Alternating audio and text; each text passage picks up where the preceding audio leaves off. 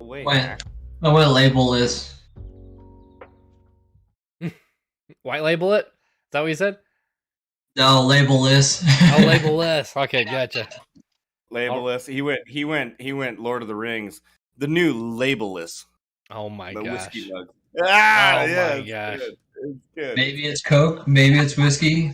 Maybe it's Maybe an elf. it's It'll cut you up. maybe it's labelless. Maybe it's labelless. That's what it reminds me of. It's labelless. No. You All got right. it. So now that we've done all of our crappy pun commercial jokes, Yeah, we're live. I put this live. I was like, I can't pass Just this up. do it. This is a good moment to just run it. Just run it. do that. Oh, let's see here. I'm making sure that I got You suck. Gonna be erased this. Fucking- Well, that's why I bought the hand ones. They're in the cloth lip. Oh, I knew better. Hey Troy, did you know? Did you know? I know this is a really important thing. Did you know that there are all sorts of websites and tools and amenities for D&D players to level up their character, and they don't have to do the book work? Yep. I was today this old when I found that out. Today years old. Yeah. I've been doing it the whole way. Yeah, I mean, I think that's the best way to do it. Just starting out, to be honest. Honestly, well, like it's seriously like the book work and the research is like now it just like imprints everything in your head. Yeah. Well, we know where it's at. Just starting off. All right, there's. Just Hopefully that's that. We're doing Mountain Pass, Frozen Wastes, and High Rannoch Village for tabletop audio. The link is in the general chat. got it. For these maps coming up, maps, yes, as in plural, you will need to zoom in for a lot of these because they are massive. And by massive, I mean they are, I think, all 4K at this point. So Could that's you say- like 8,000 by 8,000 pixels at this right now. Could you possibly say it's mapsive? It's massive. Yep. Now I'm. Yep. Not You're gonna welcome. comment. Comment Welcome. less. Just like label less. Up here. I'm All full right. of puns. I'm full of puns tonight. Let's go. Okay. I'm breaking out the notes here that I spent Are we still? We're roll 20 in it, or all those maps diligently now? on. Let's see here. Where the heck did that? Oh, there we go. Session 12-2. There it is. Oh yeah. Okay. Tapanyoki.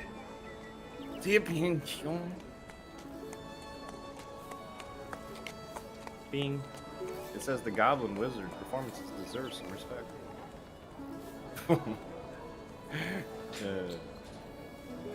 Duns. All right. So I got the anchorage up, and that's where we're at. So, cheek bang. Alright, this music doesn't match this. I'm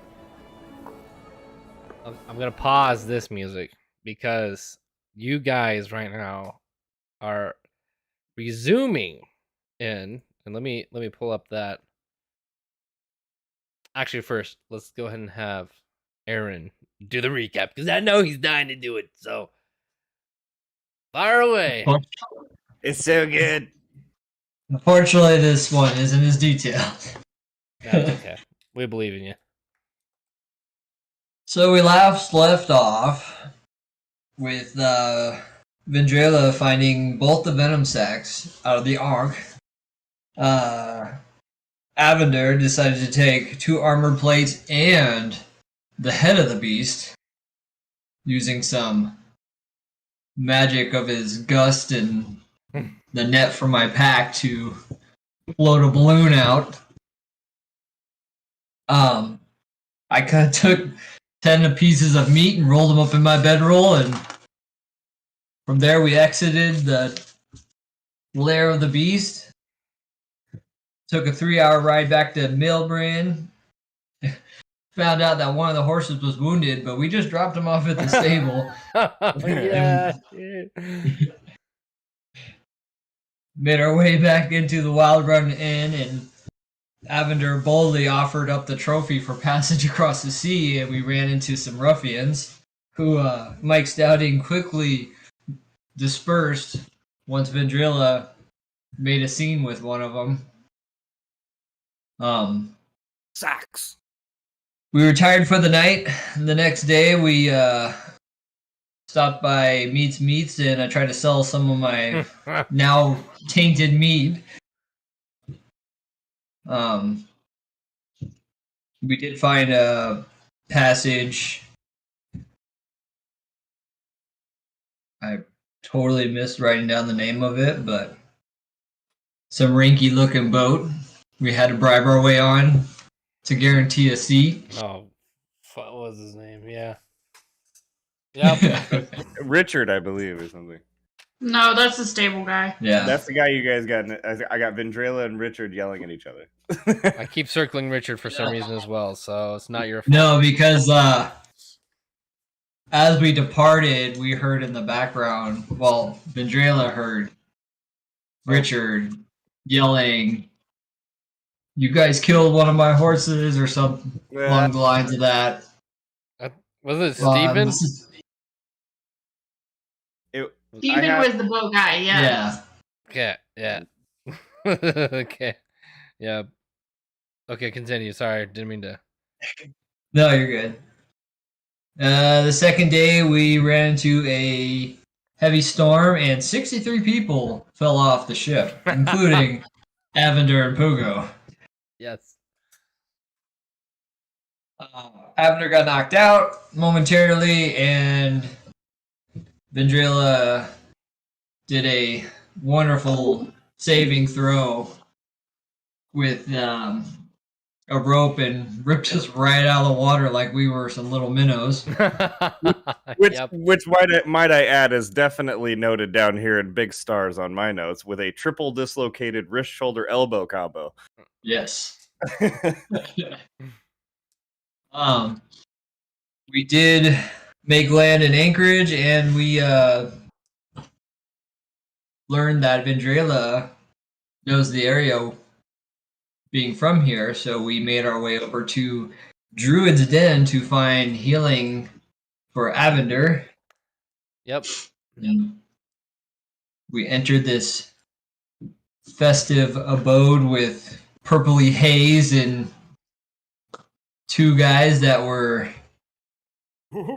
so far eccentric. Yeah. As the purple haze rolls from the doorway.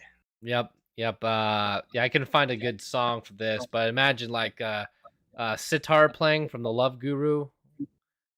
Ding ding ding ding ding ding ding ding ding. Yep. Except for it's like modern pop, and it's great. Like you guys really like it. I like with like little bit of what's left in me. I get a little bob. Like okay. Mm-hmm. So you guys are here because Avender decided to boast about a massive head inside of a busy tavern and got stabbed. So this is considered a critical wound. And so critical wounds do need, they can't be healed by typical like health potions and things like that. So that's why you guys are here. I just want to reiterate that fact because that's an important part of what happened last session. Yeah, my notes stopped about the time we got on the boat, so the last of it was from memory. That was about the time that it got really exciting. Heck yeah. Alrighty, so yeah, you guys are in the shop, and I believe the druid. We'll just kind of pick up from that entrance here. So you guys walk into the druid's den, and the doors open as a purple, gray, beautiful, sparkling haze of fog rolls out, and you just hear this beautiful sitar music in the background, ding ding ding ding ding ding. But it's pop music though, so it's like upbeat and like nothing classic. So something super catchy, kind of wants to get your moving, grooving going on. And you see two brothers there, kind of standing back to back, and one of them says, "Oh, welcome to the Druid's Den. How can we be of service?" Well, first things, I need a bit of help. As you can see, and I'm gonna kind of pull my shirt up to the side as it's like blood running down the side of me, and I can't hardly move my arm. He walks up to you as you're doing that, and he puts one finger on your lips like this and says, "We understand your pain there, brother. We have you. Don't worry. Just deep breaths while in the house of the Druid." Yeah. And then, just kind of coaxing you guys in, closing the door behind you guys. And he says, "Yes, feel free to lay amongst our accommodations here on the side of the floor. They are goose down feather pillows that we paid mucho for and are very nice." Well, I'm not gonna pay if he gets blood all over them, am I? "Oh, no, no," angered one from soul deep within. "Let me tell you things here that you need to understand. This is a house of healing and a house of restoration. So enjoy. We only trade and barter, so things of yours become things of ours as we give things of ours to things of yours." Heal him so we can get on with my day. As they're having this exchange, I want to kind of like look to the first available fluff of anything on the floor, and I kind of take a staggered step over, go to a knee down, and plop into the bed. Perfect. Or whatever we're talking. Sounds good. So, yep, you plop down, kind of sitting there, and yep, there's a hookah type device that he hands you, and you just kind of cruise away there. Okay. I'm Well, gonna I'm gonna kind of take a deep breath and kind of cough and be, is this organic? As I'm sniffing around. 100% from nature. Yeah, totally. It's like, Alright. we have these. We're farming these out back. What kind of trade interests you two? Oh yes, so we are nothing but just humble druids of the land. Anything that we can restore back to the land, we will take. I'm gonna nudge Vendrilla's knee or thigh area and be like, don't you still have those mushrooms? Yes. But they still haven't answered me if they can heal him so we can get on with our day. And your passive perception is like 16 now, isn't it? Yeah. Yeah. Yeah, you as you're saying that, you look back at him and you can see the wound closing up and the blood stopping. Ooh.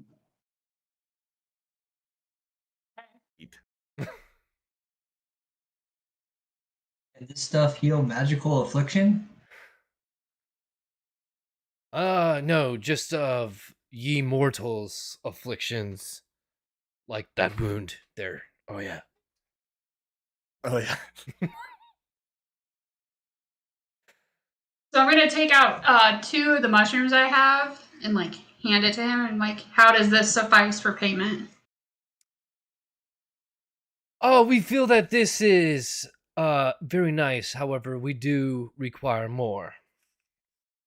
Well, how much more do you want? All of your supply that once was from the earth to restore back to the earth, we will take in accordance to this healing. Okay, well this is all I have. Pugo, do you have anything? Make a persuasion check. Deception. Deception. Sorry. Deception. Somehow I'm proficient in deception. That was 17. Okay, he's like, if that's the case, we will humbly accept your 2, and he winks at you, mushrooms, and then puts his hands out.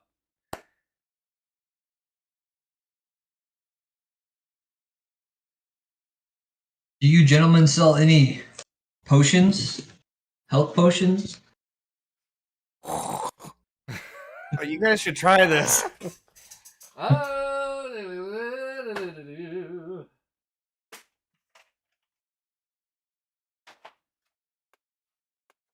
Well, let's see now, shall we? All right. Oh, yes, it sure does look like we have a couple of potions in store.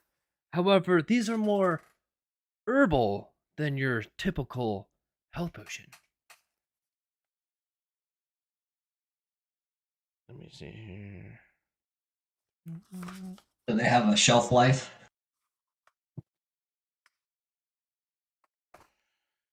Yep, all our herbs have a 30-day guarantee. And they have a... Oh, we'll just use these.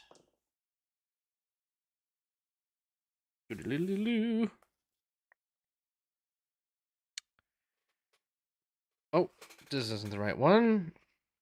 We have 2 herbal potions available for sale.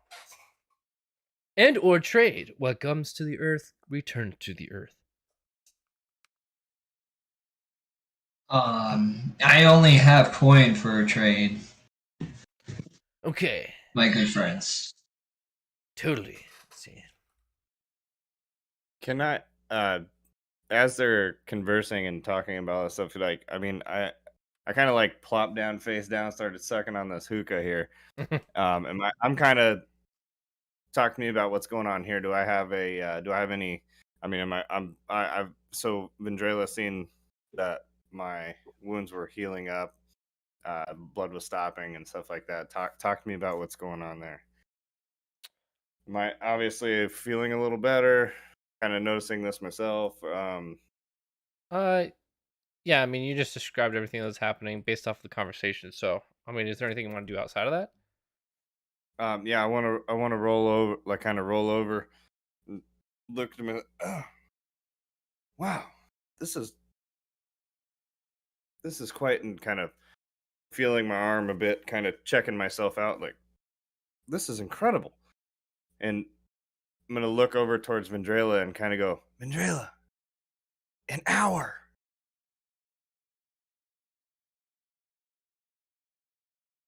I'm just going to ignore him, and I'm just gonna like keep looking around, kind of observing the store, because on my mind I'm like very like, okay, I want to go, I want to get out of here. Okay.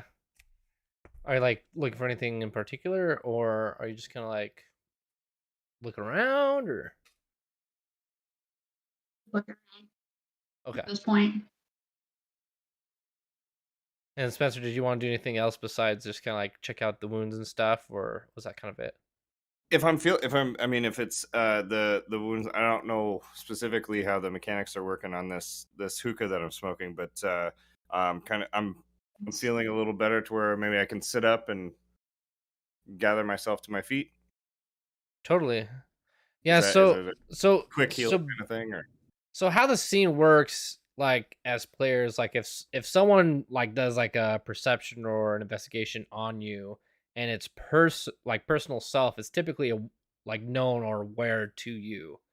So like Right. as she looks, like you could definitely understand that that's happening, and so just to kind of like in a sense save time, so that way you can do Gotcha. more actions during your like Gotcha. roleplay.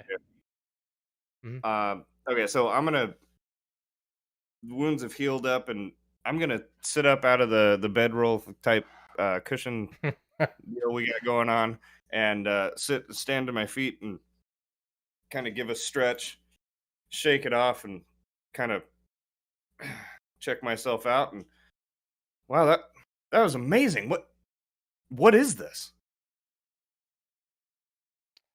Oh yes, that is a dear trade secret of the family business, and both of them kind of like boo, head bob real quick. Uh Intel, you're more of a what we like to call a frequent customer. We really can't disclose too much of that because this is for holistic purposes. Might I at least ask who the men are that have given me this care? And then they both like look to each other like, well, of course it was definitely us. And your names are? Yep. Those names are, I wrote them down somewhere and now I have no idea where they are. Let me see where they are. Let me look back at my giant spreadsheet here. Ooh, doodle-doo. Characters.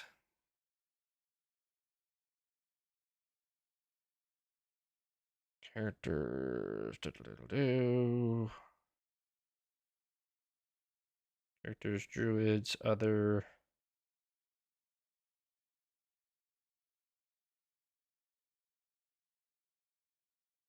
Now, a message from our sponsors. Yep. His name is Jensen, and my name is Vertigan. Jensen? Yeah, Jensen. Oh, wow, I totally butchered that. And Vertigan, Verdegan. Vertigan sounds like a northern name. Well met. And I put my arm out for a handshake. And he shakes your hand very lightly, though.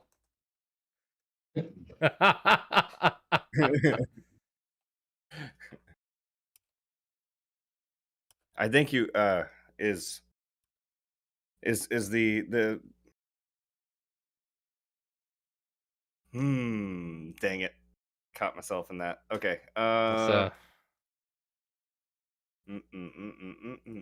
Nothing. And you guys recommend Role play. any shops in town for good supplies? There you go. oh yes, totally. So, if you like some crumpets and cookies, we definitely recommend Bay's Bakery. There's also the grounded coffee, but I don't think Mr. Klaus is in yet today, so you might have to wait. But there's also the Top Barrel Tavern Inn. It's always a very astute time to make potions, which they also sell potions, which are just a little bit more mainstream than the holistic healthcare thing, because that's kind of going out of business because everyone's trying to put out as much product as possible, but that's not possible with the fact that the forests are actually burning. And he kind of goes off on this tangent and like you can see stress on his face. It's like, but anyways, yeah, so we have that, and recollects himself. Yeah, so what exactly what you guys were looking for? I kind of forgot. Okay, we are good. Hugo, don't talk to him anymore. And the other brother goes You like, seem agitated more than usual.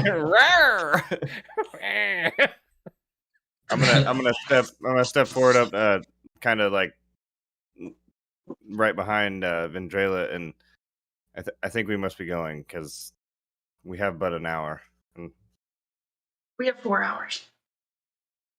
I have it out as an hour when we got there because we traveled across, and that took. No, it was 4 hours.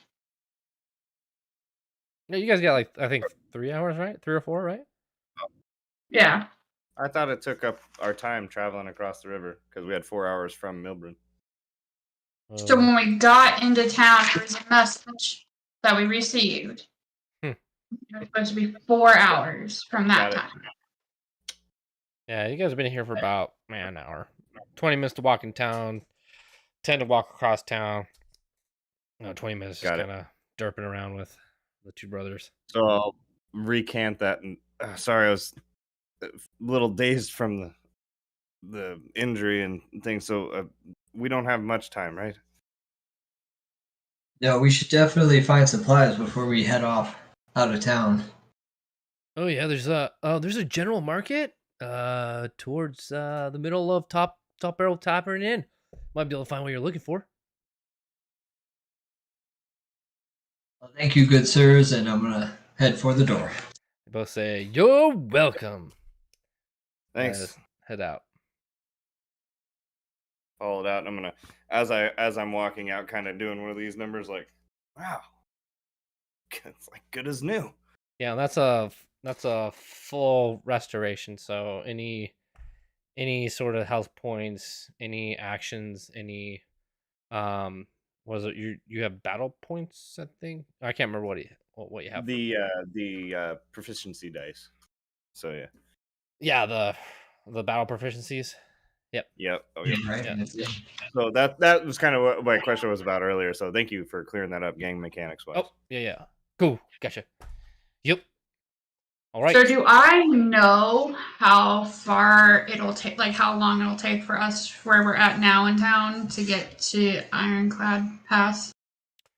So Ironclad Pass is just about an hour to get there, but the actual pass, there's 2 passes within Mount Silver Echo. So the one that you guys are looking for is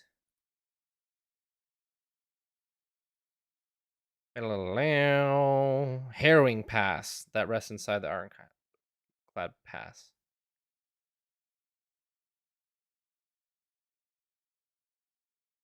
I'm new in this area, Vendrela, and it seems you've spent some time here. So, what?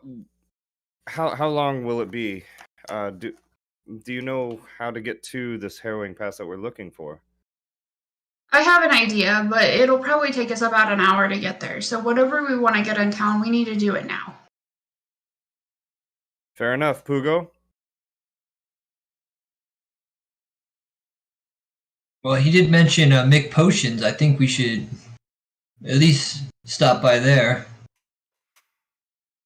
It would. I agree, and I think that maybe there's a possibility of a armor shop on the way. I think I'd like to. I'm a little traumatized from this sailing adventure we had. I might like to cover this arm a bit. I have a question. Since I'm from the town, do I know most of the shops in town? Yeah, you can like basically quote off of the map that's on Roll20. Okay. And then do I know like the owners and stuff of the town? I forget. Were you born and raised here, or you just? No, but I've been here for a couple years now. I'd have to say like decently. Like Okay. maybe not, in-depth stuff, but like, oh yeah, I've been here before. Oh hey, yeah, it's that paladin. Right. So like they'll recognize me when I walk into places. Yeah, Well, it's a roll, okay. but yeah. Okay. Just making sure. Mm-hmm. Know of them, but do they know of you? Oh. Well, if I've been there before, multiple, I should. Yeah, you're gonna. I'm sorry. OOC, you're gonna walk in and they're gonna be like, "Oh, this chick again." Right. Sorry, but anyway. I'll let you choose 2 of the names on the map, and you have like proficiency rolls on those shops. And those will be your Okay. frequent flyer shops that you've been to. Well, so then I'm going to then just pick it now so I know it. Yeah, so something that's related to the character, not necessarily metagaming. Right. So I'm gonna just say obviously the blacksmith is gonna be the first one. Okay. And then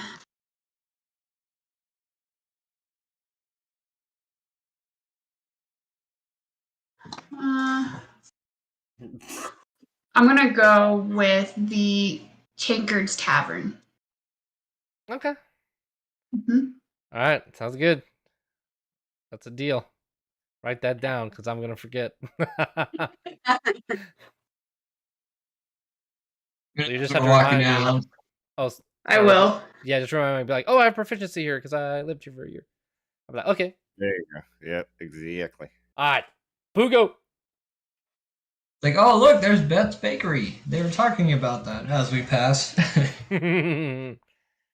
Like delicious croissants and fresh bread rolls are laid out in front of Bay's Bakery, and you can smell like this fresh churned butter in the back as wafts of delicious yeast and bread kind of fill the air. I'm gonna approach and call out to the owner and ask. So do these breads or these pastries and things that you have out here, are they wrought with the same thing of the boys at the Druid Den? She says, nope, they're just made with hard work and wheat. And I'll take 2 loaves. All right, it's like 10 copper. Thank you, as kind of like as an in passing type of thing. Okay, sounds good. 2 loaves. All right, now you guys are closer to or at the market. So where you guys going from here? Hugo, lead the way. Are we going to the McPotions first, or should we look for a blacksmith? We can head to the blacksmith first. It shouldn't take you long there. Okay. Very good. Is it just up the way, I assume? Yeah, it's just right around the corner from it. Oh, so Vendrella leads the party to the blacksmith, and you guys arrive at the blacksmith. Okay, so when I walk in, do I immediately see the owner? You hear some clanking in the back. Kind of the storefront's a little empty as far as like inventory is concerned, but you do hear the billows pressing the coals and the air wafting from the press in the back. Do I know his name? You sure do. Let me pull that up real quick. You sure do.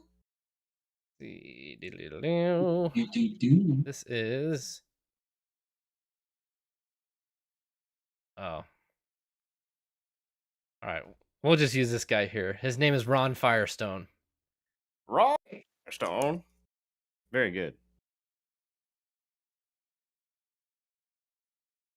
So I'm gonna loudly call out Ron. Okay.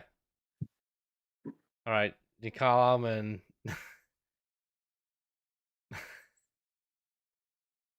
All right. You hear from the back. Hey, is that Vinny out there? I hear. Is that little Vinny? Oh, good. Oh, good.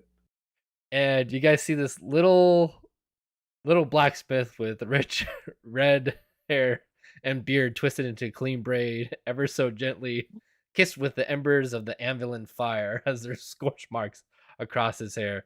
His leather-bound overalls and pristine, glistening white skin shine through the muck of the coals that he uses in his crafting. Oh, Vinny! How can I be of service? I need some items for my friends here. We're going to be traveling, and I have a feeling that what they have is not sufficed enough.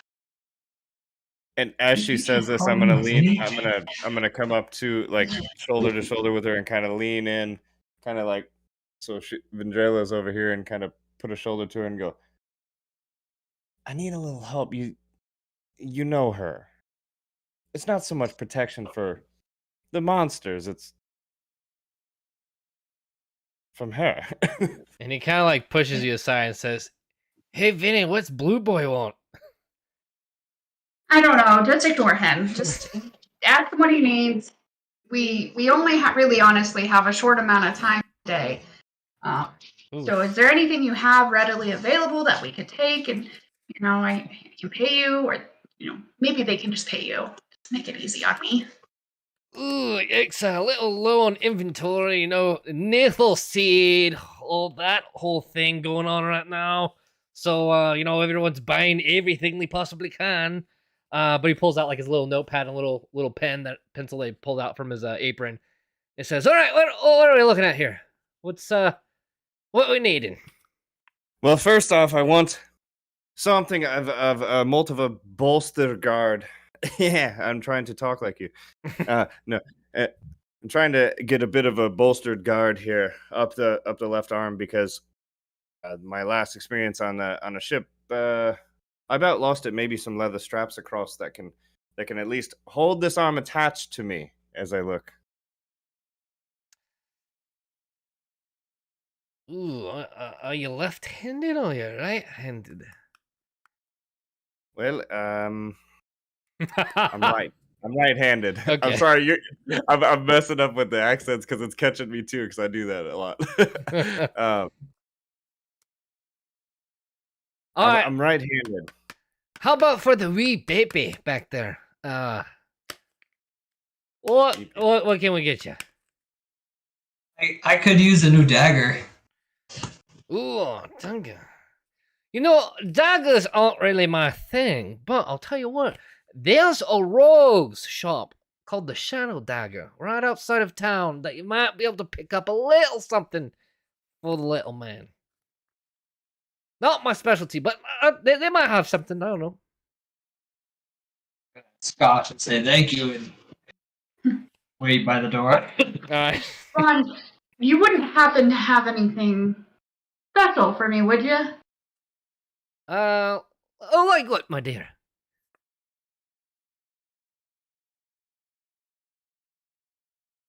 Oof.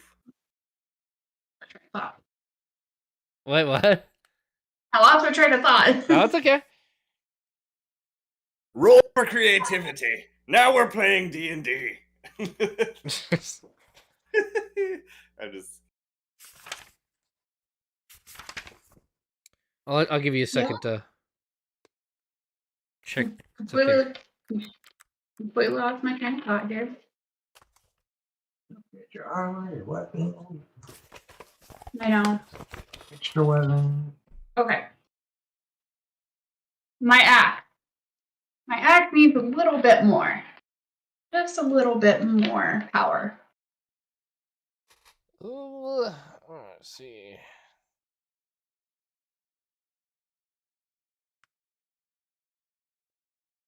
All right. Well, let's see here. Bitch, find out.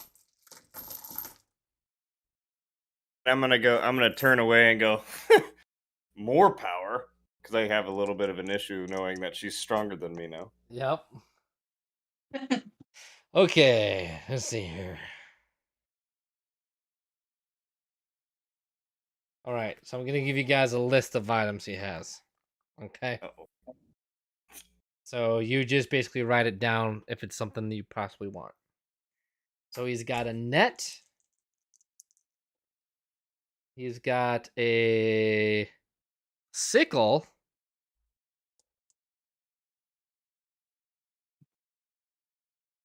Iron spikes.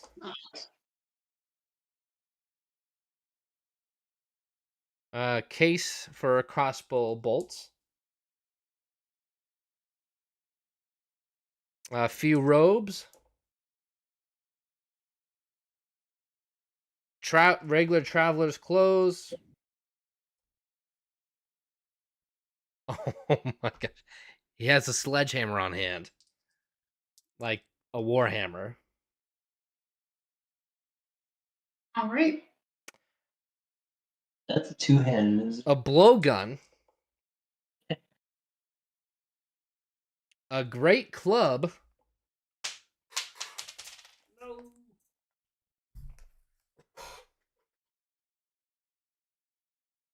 Some ball bearings, so it's a bag of 1,000 ball bearings. A backpack and a breastplate. And war pick. Okay. That's his current inventory. And he tells you that information, and he's like, most of it's in back, but this is what I do have on hand. So I do not remember any of those items. So you guys, again, have to tell me if you want any of those that were just said. Hey, I want the warhammer. Warhammer. Okay. It's like, all right, we can get you the Warhammer. While you're back, oh, go ahead. what are the current stats of your current hammer? Again, I don't have your guys' spreadsheets or sheets for. I have a great axe and a dagger. My great axe is a 1d12.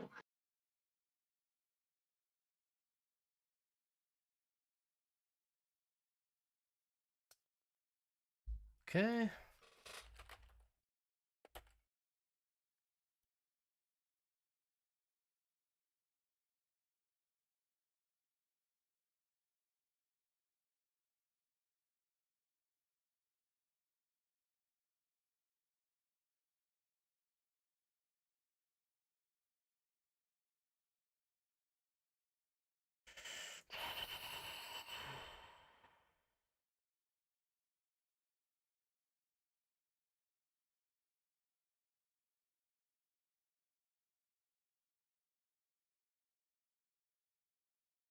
All right.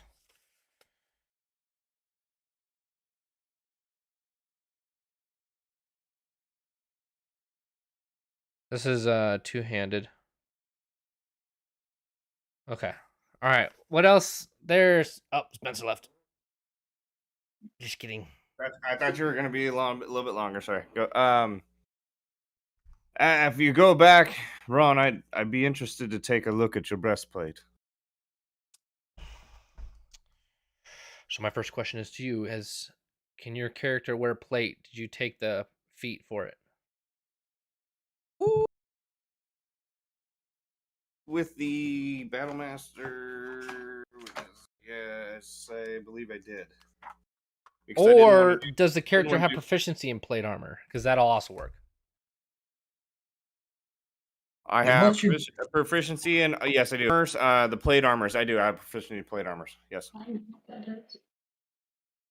I did. I did do that. I did do plate armor Power for the Warhammer. because I wanted to do the heavy armor. Even though it didn't make because I was thinking when I went like, oh, air, I can lighten it, but I can wear the heavy stuff, kind of thing. Okay. So let's see. I need to just send you.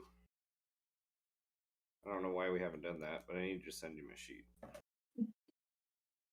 Yeah. Bludgeoning. Okay.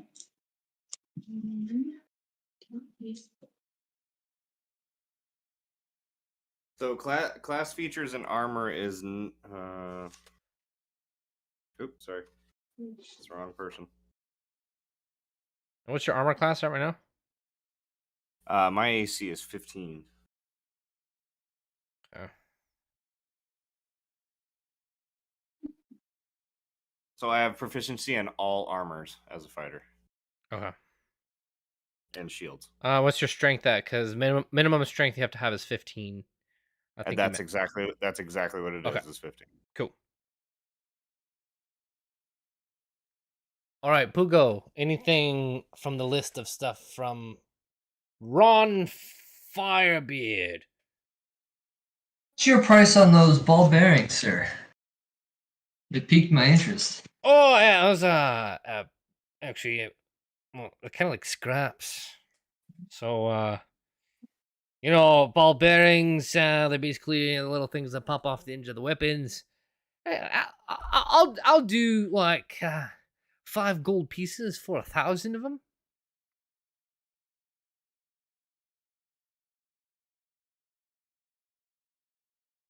Why not? No. Toss up the 5 gold coins on the counter.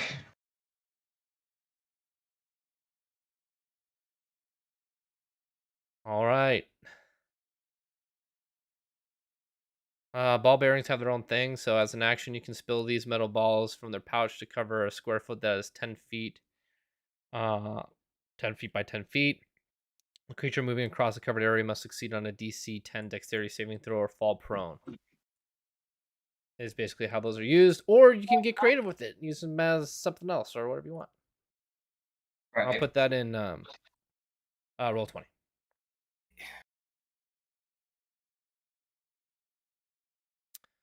Ball bearing. Let's see here.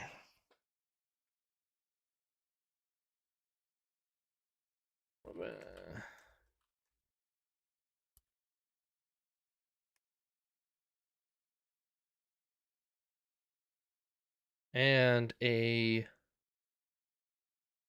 blah blah blah blah blah. Where is this? This is Warhammer.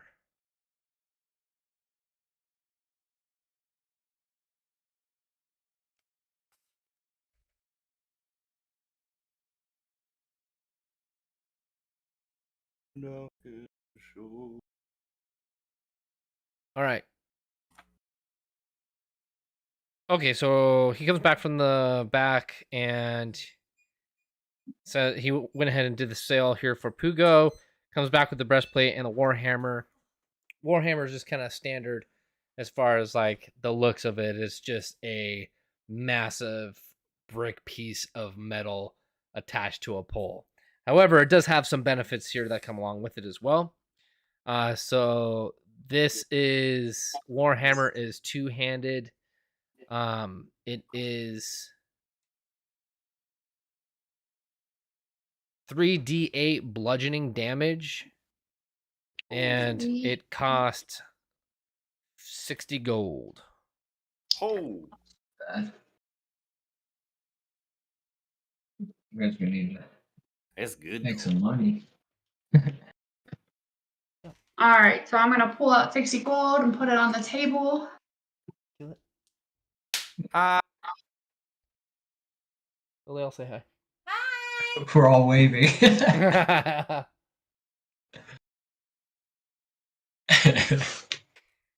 guys are so cute. Because that's 60 gold.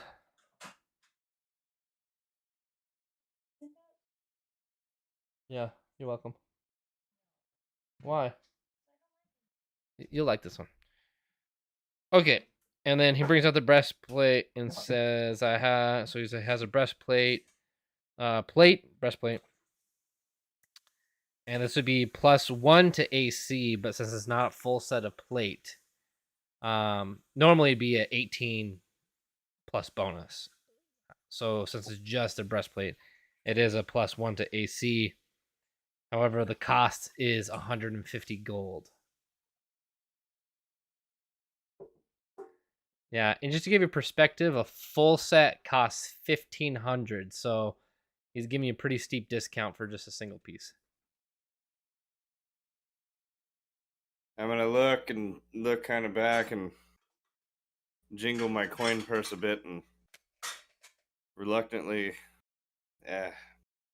you've got a deal, man.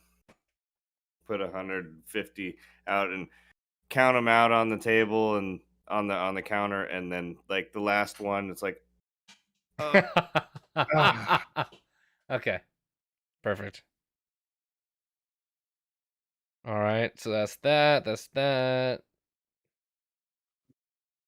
So it is a Vendrella 3d8, and then it's plus what, like 5 to hit, I think.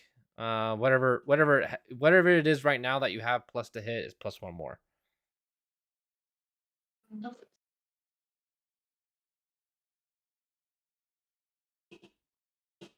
Where would that be? 20, 20, 20, 20, 20. Yeah, so on your sheet you should have like the name, the attack bonus, and damage type. So the attack bonus is based off of the weapon. I don't know what standard is since we did level 3. Here.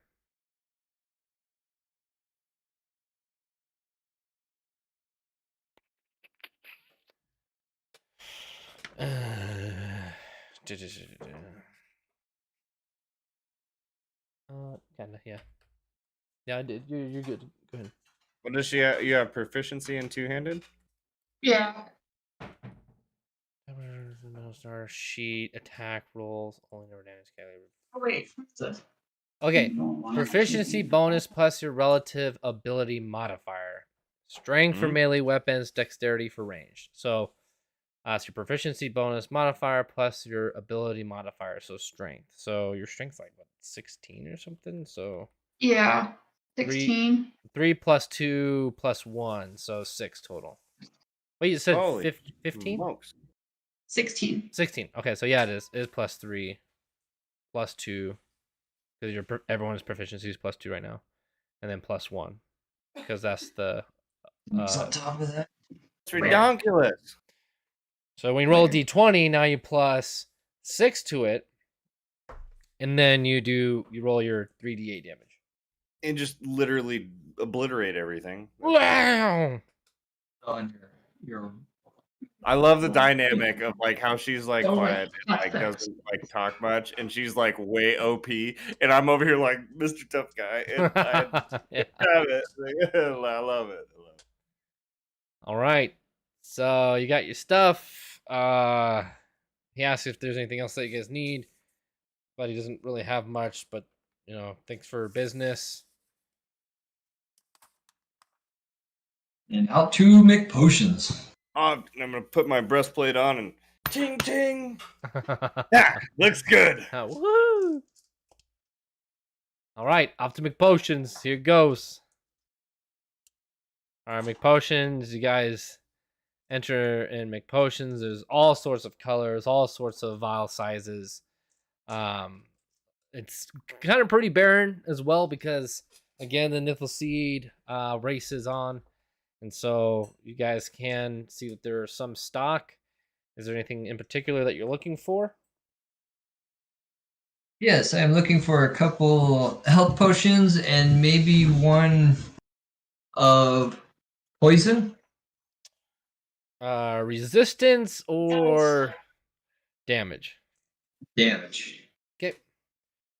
So health potions, they have 1, they have 2, poison, they have poison as well. They have all 3. So they have 2 minors. So the minors again, those are both 50 gold pieces each for healing commons. That's 2d4 plus 2. So it's 2d4s that you roll plus the 2. So if you want to buy that, that's 100 gold. And then I'm looking up the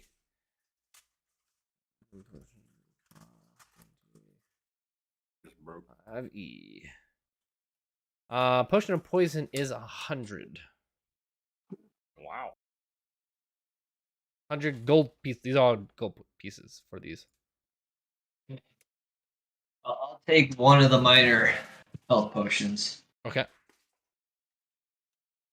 While he's looking around at all these vials, I'm going to be standing near the doorway as I came in and just kind of polishing my new breastplate a bit with my hand, like bringing a cloth up and just, nah.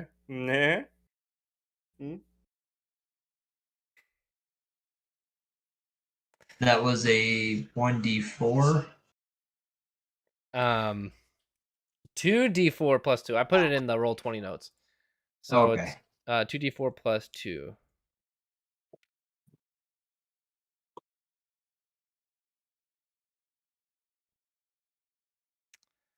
There's an actual D&D piece. It's a suit of armor that never dulls and never dims. So no matter what, it's always brand new and shiny. And it's a legendary piece or a rare or something like that. So it's hard to find, but that is an option. The legendary Neverdoll. Yep. It's pretty cool.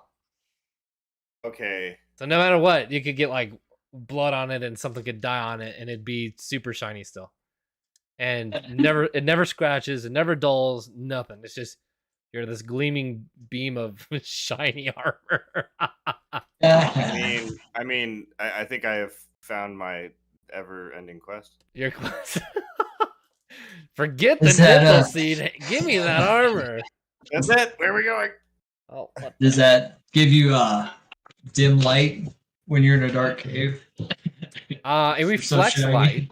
It does. So it's like a mirror. It's like it's super must fun. have it. That's I an must option. have Disco Yeah. Paladin. Anyway, moving on. For the future, if you guys like want something like particular out of the book or out of the D&D lore, just let me know and we'll do that. Or if you want to make something up, we can do that too. Our I got plenty of ideas. Okay, we'll put a new channel, ideas, Spencer's ideas page. Channel. Dude, you guys will literally have to mute Discord. All right. So you guys done at Make Potions or anything else? All I need. Yeah, I'm good. Okay. I've got my bread and I've got my breastplate. That's I'm right. after. I'm ready. You got bread. That's hilarious. Okay. Yep. Okay. So you guys, where are you going As now? we walk out in front of the shop and be like, so how much time do you think we have left?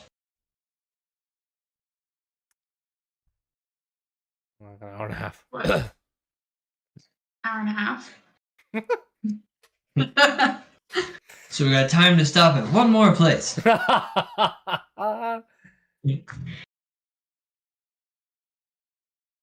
guy, Let us be on, little man.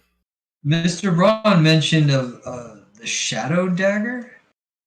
Ah, Yes, it's just right around the corner here. Off we go. All right. So you guys approach this shop at the edge of town. As it kind of goes out to the east there, winding its way towards the Ironclad Pass. It's like one of the last stops out of town. You see he's kind of this janky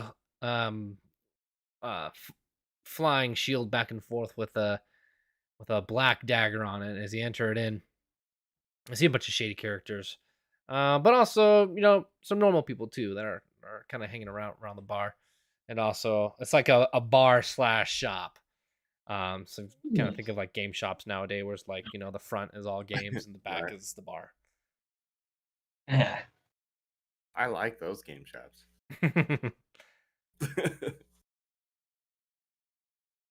Okay. And so what do you do now?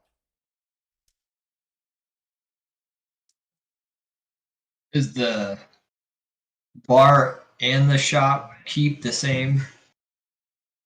No, they are separate from what you guys see. Okay.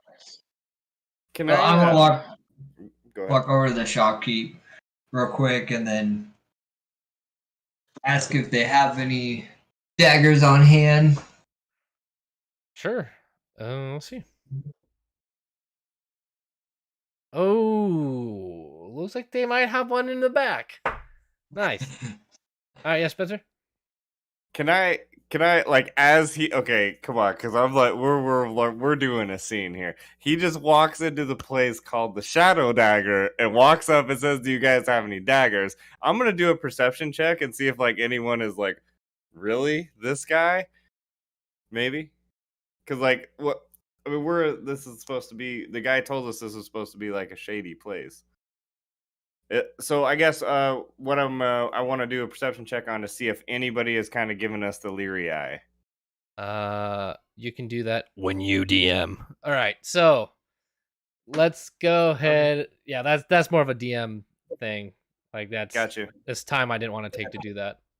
Maybe another time, but we have quite a bit to get through. We're in 40 minutes left, so a lot of content to cover. But I understand what you're doing. I respect it, but I just not at this point. All right, so he comes back up and he says, "Yes, we do have one here. It is 28 gold.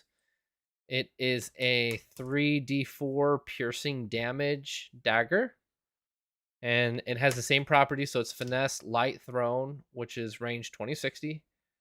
So, let me see if I can put this in the And that was 25. 28.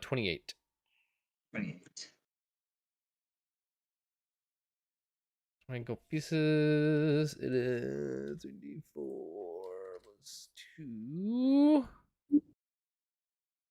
See, if we're counting weight, it's like 1.5 pounds. I mean, it's 2 pounds. which isn't much, but here we go. I'm gonna send it to you in roll 20. So 3d4 piercing plus 2 damage.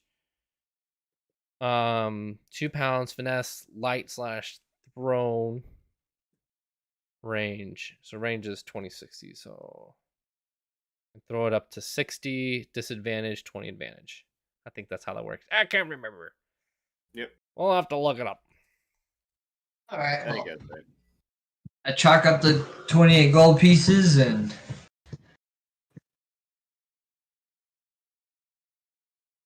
better than the dagger I got. So.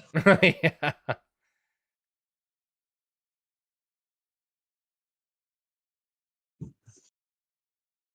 Okay. So there it is. Geared-ish up and ready to rumble. Oh, I forgot something. No, I didn't. You only asked for the breastplate right there, Avender. Yep. Okay.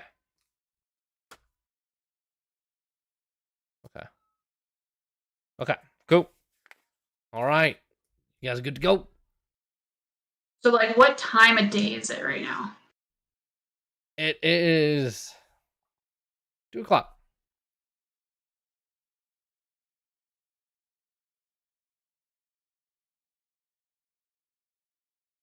We should start making our way to the pass now.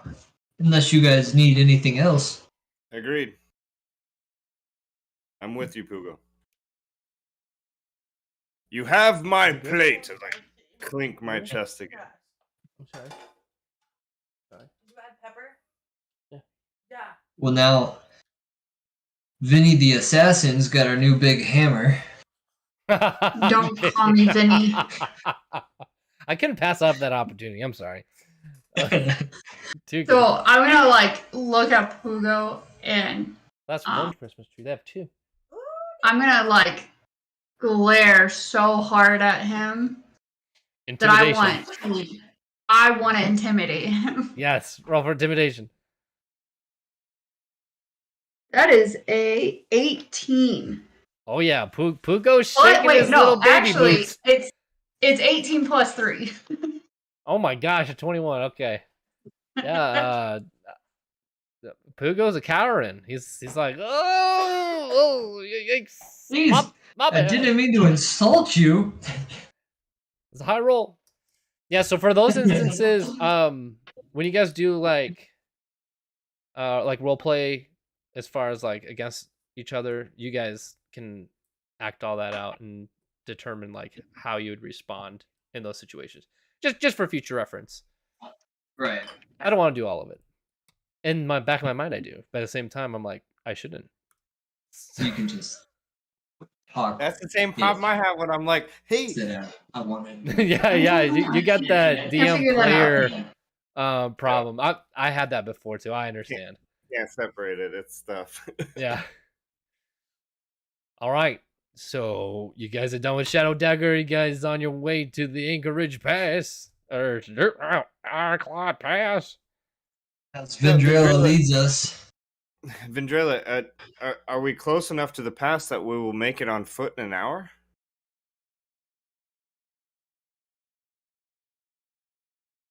Do I know this?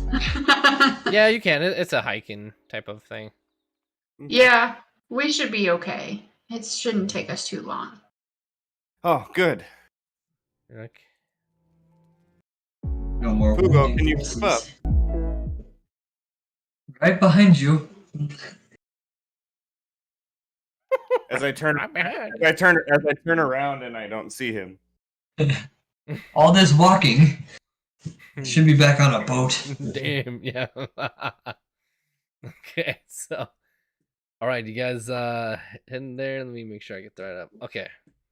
Let me move you guys over to so you guys start heading up that direction, right? So going through the little pond that's right there on the right, going through the trees that are gently starting to fall with their autumn flavors and scents and colors to the wind, to the ground. As you guys then end up here at the first part of the Ironclad Pass. And this is to scale. So how small those things are, you can zoom in very far. At least it should be. This is one of the 4K maps, so you should be able to get in pretty close. Anyways, those are where you guys are at. I already set up all the parameters, so you guys should have full control over your characters. And if you move it over, if you click on a character, so, please tell me you guys can click on them. Negatory. Nope. Wait, are you guys on the screen here? Let's see here. Yeah, you guys are on this one.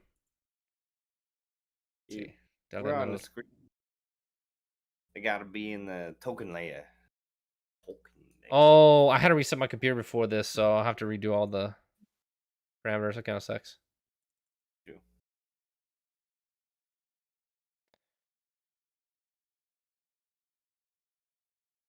Oh, wait. Bam. Bam. There it is. Bam. And we're live, folks. Sure. Here we go. So if you guys use your the keyboard, you can see that kind of moves up like that. The arrow keys. Sure. Moves it one by one. As you guys start to approach here, you guys see a lot of trails here. This has definitely been a used trail that gets into the Ironclad Pass. Vendrella, from what you know, there are tons of mines just spread out through this entire area through the Ironclad Pass. Now, these mines are specifically to mine andrite crystals, which are used for various things, for magic, for illegal activities, things like that. It's a very versatile item. But there are tons of mines that are kind of all over this place. There are snow-kissed trees that line up the spine of some of the mountains that go up into the edge here. There's a little guy shop that is just north above here at the basin of the mountains itself. But the pass that you guys are looking for is actually further west of here.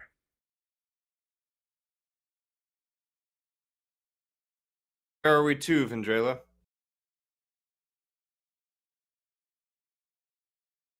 Yes, we're to Vendrella. I'm gonna start heading towards the little hut to see if anyone's there. Okay. Yeah, so you guys gonna go up there and go into the hut? Well, I am. Oh, you are? Okay. I'm unfamiliar with these lands, Vendrella, so I follow your lead. They're so small. They're so tiny. Come, Pugo, is the snow too deep for you? You guys go in the shop. Yoo-hoo! Welcome to my shop. How can I help you?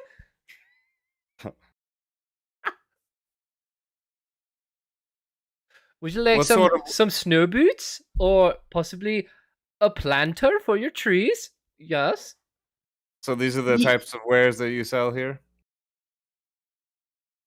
Oh yes, we have sleds, we have leashes, we have saddles, we have spatulas, we have shoes, we have one bedroll, slightly used. Okay, yoo-hoo. You could get a new bedroll. Yeah.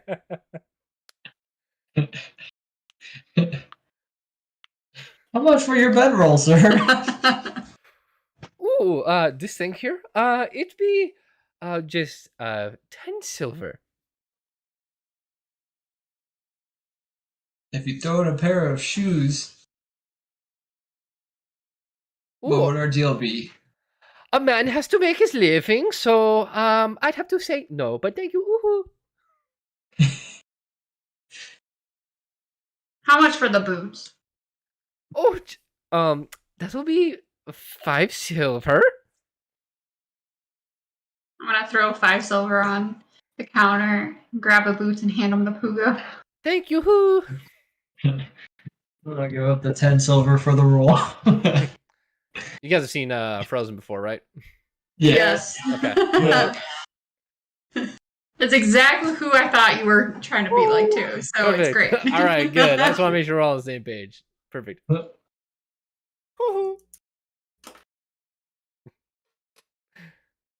Thank you, Vendrilla. My feet were getting a little cold out there. You're gonna owe me. Those Kids R Us shoes weren't cutting it no more. Yeah. Alrighty. Sir, do you happen to know how to get to the Iron Pass? Say, oh yes, just follow the road to the west. And how long do you think it would take? Oh, about 30 minutes. All right. Thank you. And I'm just gonna like quickly walk out of the shop. Thank you. As Standing at the door, kind of cross-armed as they did this, and kind of go, and here we go again. Walking out. All right, so This one didn't call her Vinny.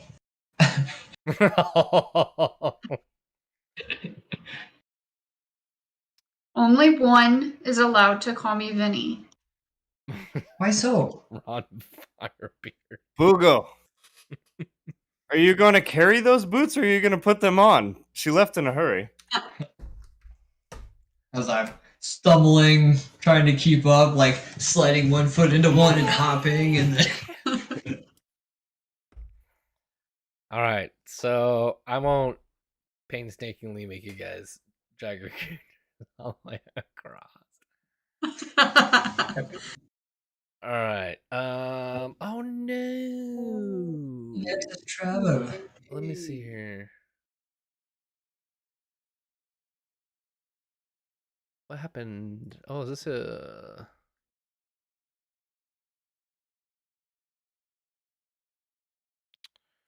Oh fuck! What was it on? Classic. Oh, here we go. Okay.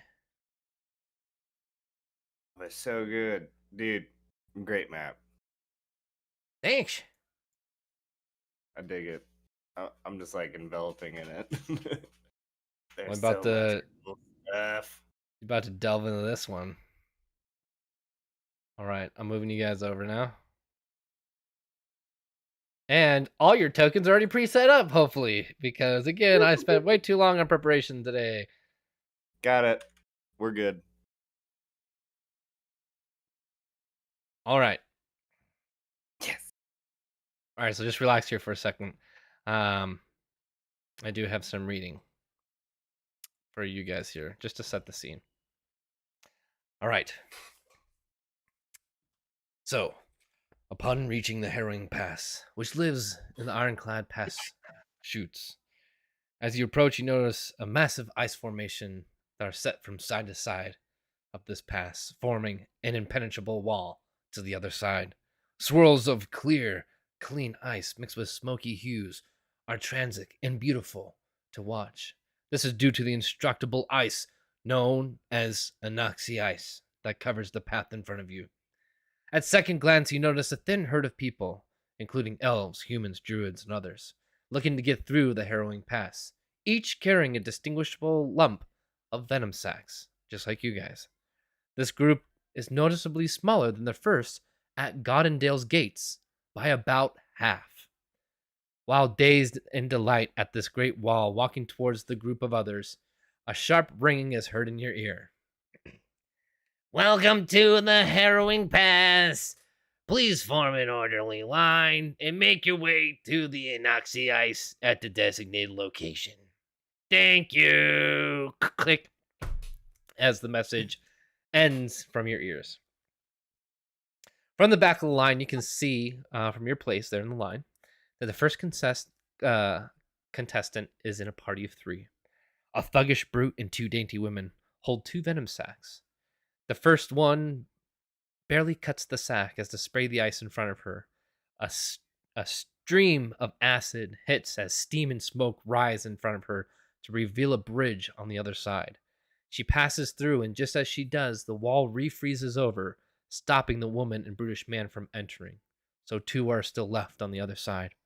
The second woman does the same without hesitation and briskly walks through the open ice. You see the brute reach for her and yell, "Hey, you bitch!" And with arm full extension grasping her cloak, the wall freezes over and freezes his arm inside of the wall, instantly breaking his arm off from his body. You all hear the screams of pain and agony from the back of where you guys are.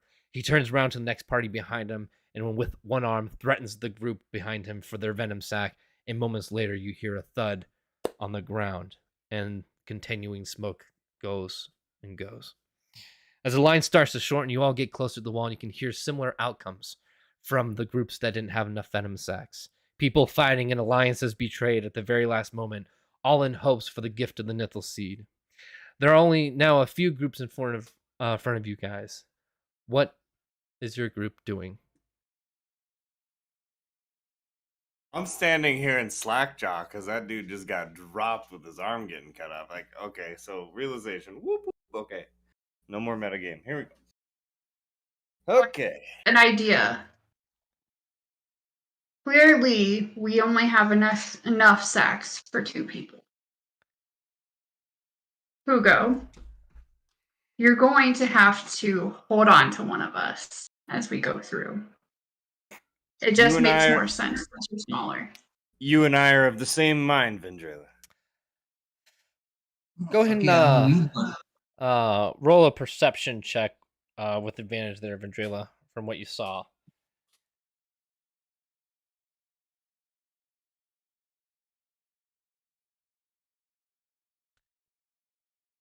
$18. 18. From what you could see, you notice that the ice wall formed to the body of the individual that went through the wall, and then it shortly closed afterwards.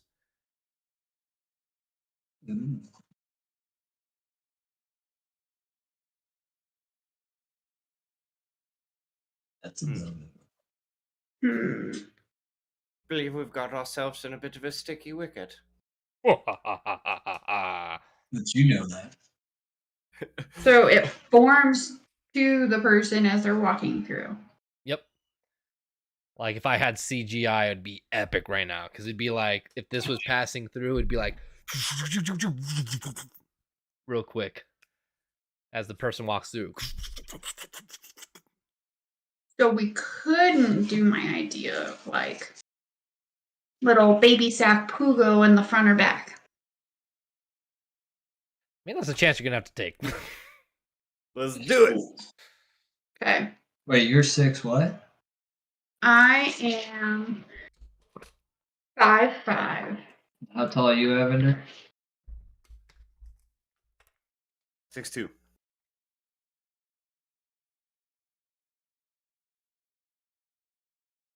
Wait, I have an idea. Remember back in the cave, I was able to, like, make you guys bigger? What if I make myself smaller? What if you made yourself smaller and we put you in a pocket?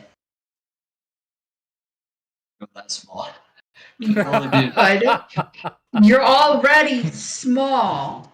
My size would literally be Or we put you in a backpack.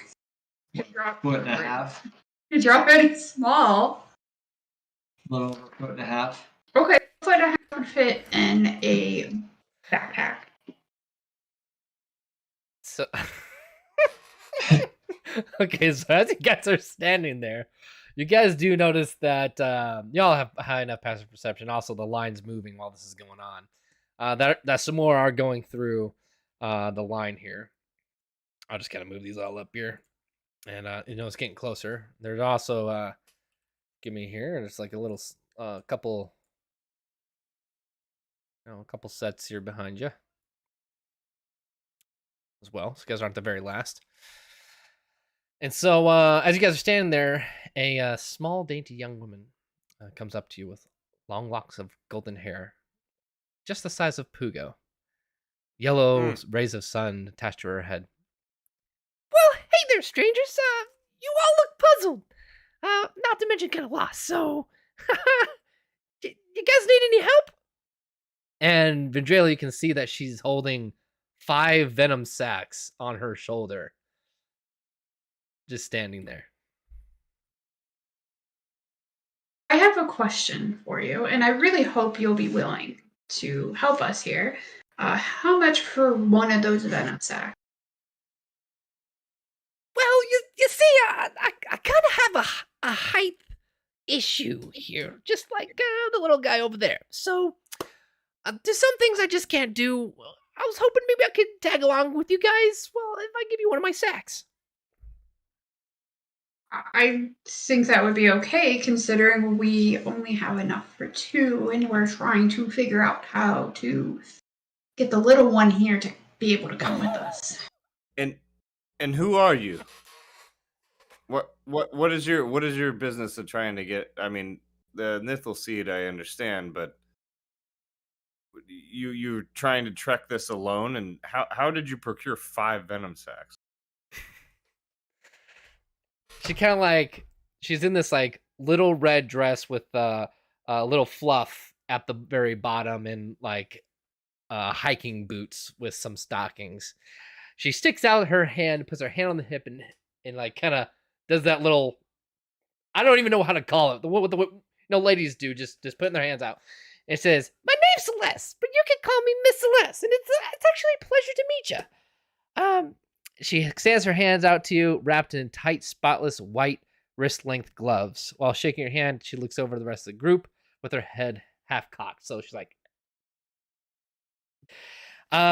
she says, she gives you a little bit of backstory.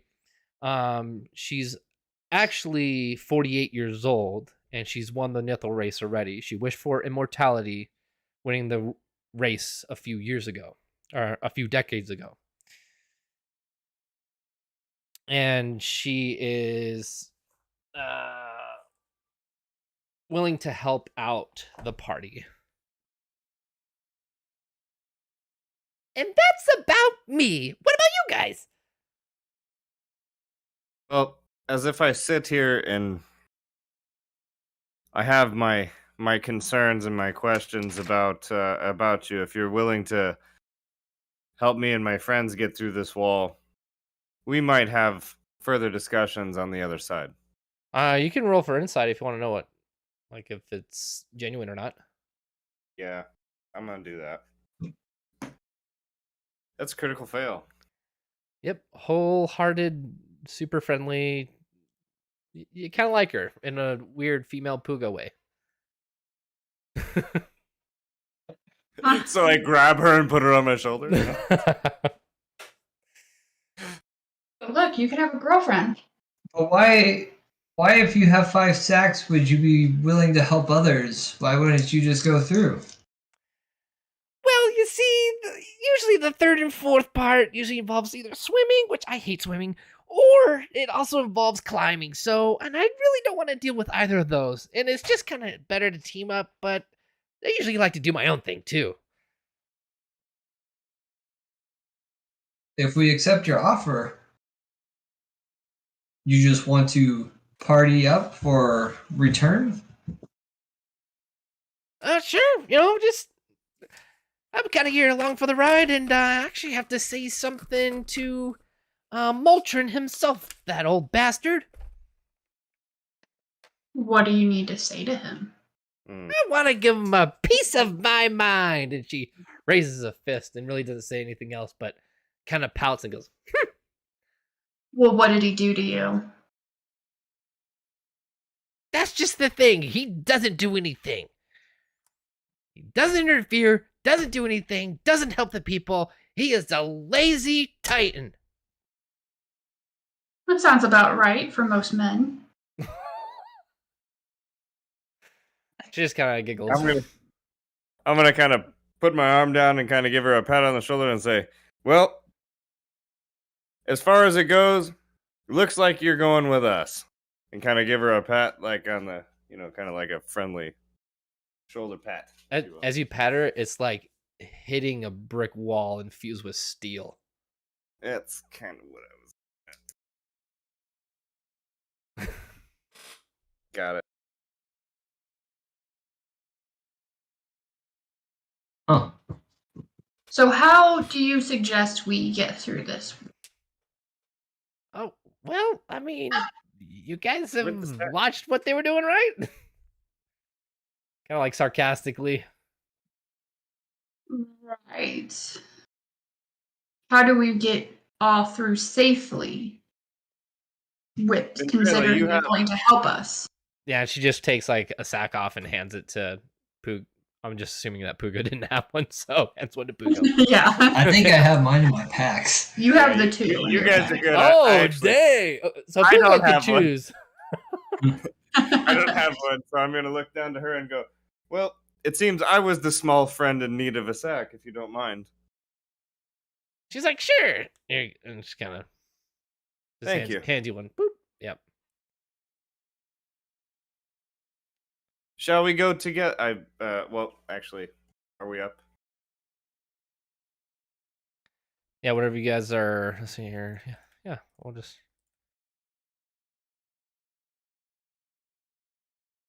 Oh, where is? Oh no! That went off the screen. I don't have her. We'll just use that one because I don't have the character model yet. Got it. Shall we go together, Celeste? Since she's here with me, and I'm gonna cut the sack open and kind of squirt it on the ice in front of me. Okay. And look as you do that, the wall starts to deteriorate as the ice opens up to form to your body as you walk through it. And turning as I'm walking through, and see you on the other side, guys. And just you hear the ice forming as if something that you'd hear as ice cracking goes onto the other side. And then presumably you all do the same.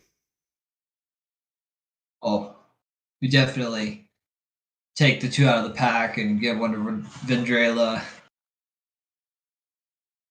All right, perfect. Then I'm gonna walk up to the wall and follow suit. Okay. Get through the wall.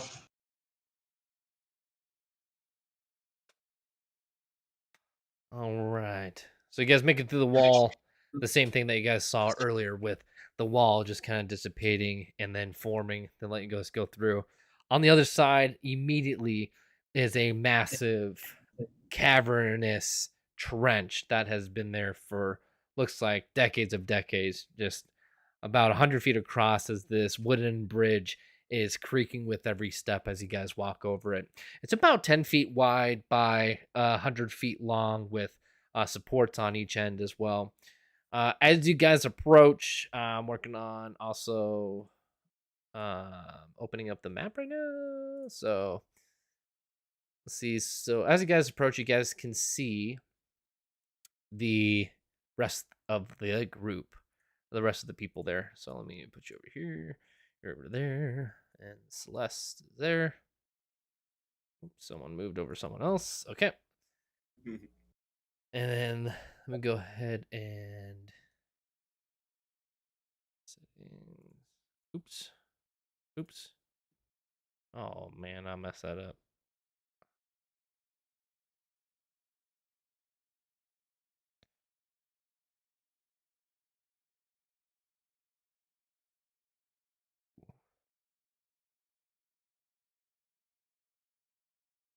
All right, you guys see all the other people?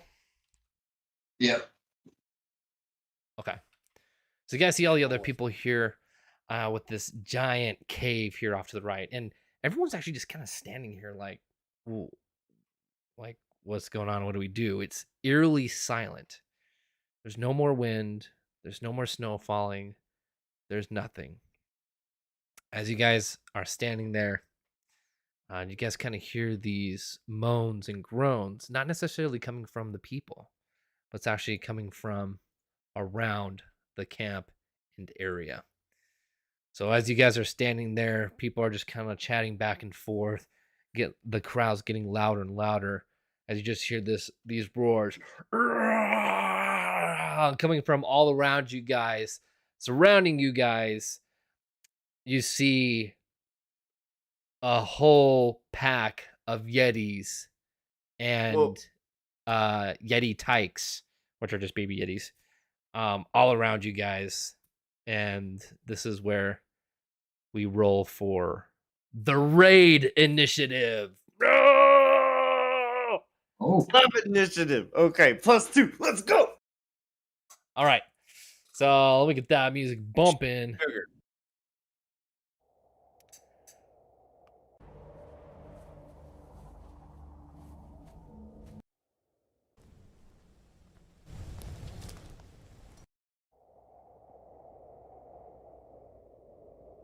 Okay.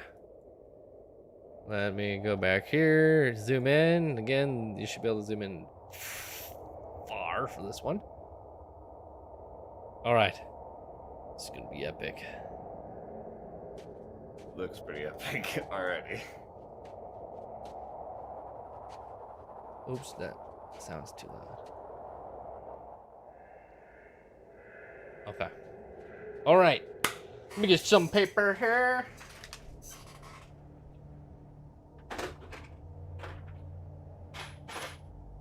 Yep.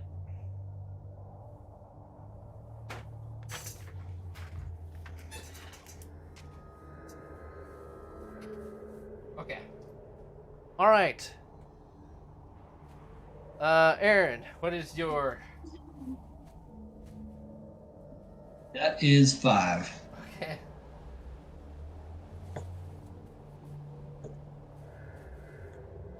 Vendrilla. 17. Damn.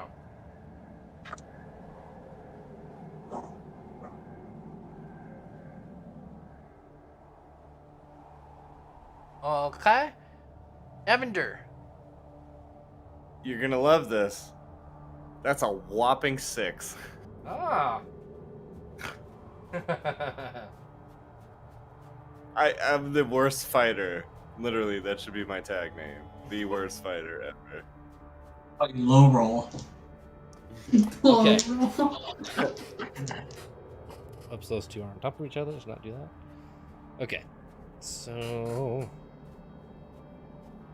Alright, so as you guys kind of approach into here, you see all these are kind of already grouped up into little parties. So this is like a party over here. This is a party of 2, solo party, so on and so forth. So kind of grouped up already as everyone is approached by these yetis, these abominable yetis. Now, you can all see that what looks to be like the parent yetis are coming in first as the tykes kind of wrestle behind them or beside them as they all enclose in on the group and the party.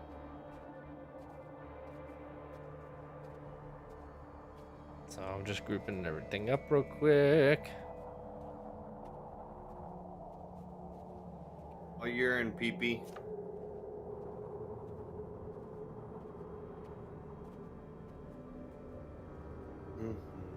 I was gonna hold out, but it looks like we're gonna.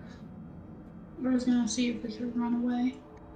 All right, there you go. Just trying to space it out a little bit. 1 second.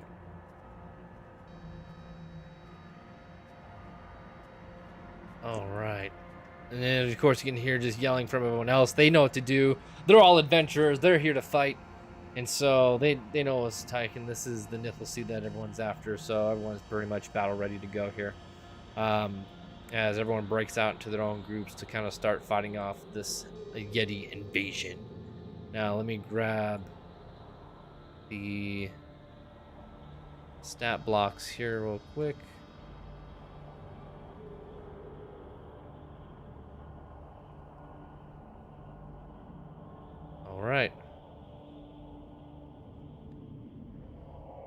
All right, so I'm zooming in quite a bit here, so that way it's just kind of focused in on you guys. I don't know how far you guys are zoomed in on your map, but I'm at 250%, and it still looks crispy clear. Yeah. That's about where we're at, or I'm at. All right, so this is all you guys realistically can see. You can see a bunch of bodies and some yetis going for it. Forgot to roll for the yetis. That was my bad. Setting it up. Okay. What would you do for a Yeti bar? Okay.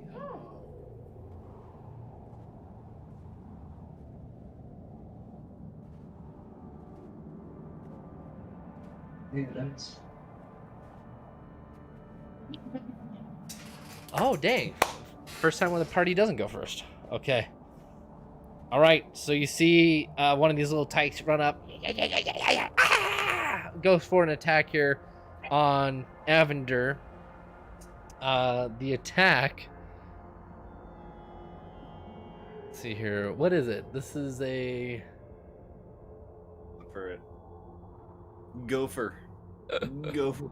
I mean, I don't... Oh. Sorry, they don't have claws yet. All they have is Chilling Gaze. This is an action that they can take. So the Yeti type targets one creature can see within 15 feet of it. If the target can see the Yeti, the target must succeed on a DC 7. Again, this is a baby. 7 Constitution saving throw against this magic, or take 2 damage or 1d4 cold damage, and then be paralyzed for 1 turn. It is then immune to cold damage afterwards. That target is immune to cold damage after that. So, for example, if you Got get hit by it, you basically forfeit your turn, but now you're immune to cold damage for the rest of the fight. There, you're good. Yeah. Got it. So I beat a 7. Yep. That is an 8. Oh shit! We'll put Oh my here. god! So, nailed it. Really? Oh my gosh! Hey, bud, I'm gonna re-gift these to you on Christmas because Yeah, they sure. literally only roll load. I'm gonna put those up on the wall. I ain't playing with those. Literally only low. All right, so that was the Tyke's turn, and now it's Vendrila's. Oh, gosh, okay.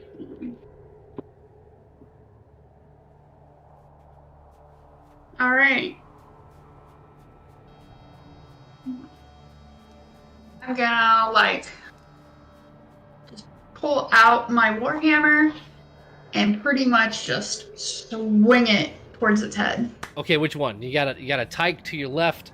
You got a full-on grown-ass Yeti yelling around. We're gonna go for the full-grown one. Okay. All right. Roll for hit. Now we're D&D. That is a 2. Wait, Uh-oh. A 2. did I do it wrong? No, it's 12. But I'm confused. Hold on. Yes. But I'm using my Warhammer. Yes. It's 6. 12. 6. 12 plus 6. So 18. Hits. Roll for damage. My favorite part. My favorite part. What is I it? get excited about this. 3d8. 3d8. You need 3d8. Hold on. Yeah. Getting there. You got new dice going on. Let's go. You got some more. Hell yeah. I like it. I love rolling dice. Me too. My favorite part. Well, 24. no, 18. What? Yeah, Six. 6. Oh, yeah. Okay. So 18. 18. Hits it for 18 damage. Doing pretty good there. And now it's time for Avender. Wait, just kidding. The Yeti is going to retaliate with an attack. Hey. 18. Okay, it goes for a claw on you. So this is a 17, which I think hits, right? You're at 16? Vendrilla? Yeah. You're 16 right now, Yeah. AC? Yes. Yes. Okay. And it does 7 slashing damage. Oof. Plus 3 cold damage.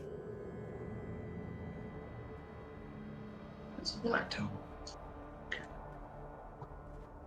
As it does that, it also looks directly into your eyes as it goes for a chilling gaze. You must succeed a DC 13 Constitution saving throw. Ooh. Well, D20.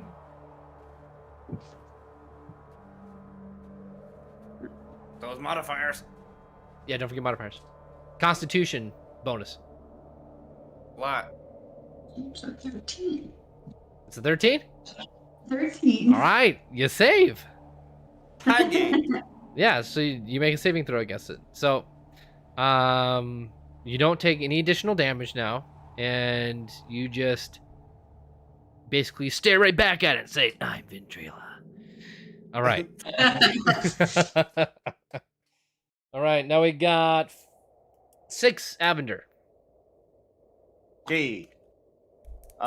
So this little guy that just scurried up to me and kind of looked at me funny, and I kind of looked back at it, and I'm gonna pull both scimitars from their sheaths, clang the breastplate, and go down at it with the good old teppanyaki. I'm gonna give him the double smack. So coming in with the scimitars, and we're gonna go ahead and roll on the AC now.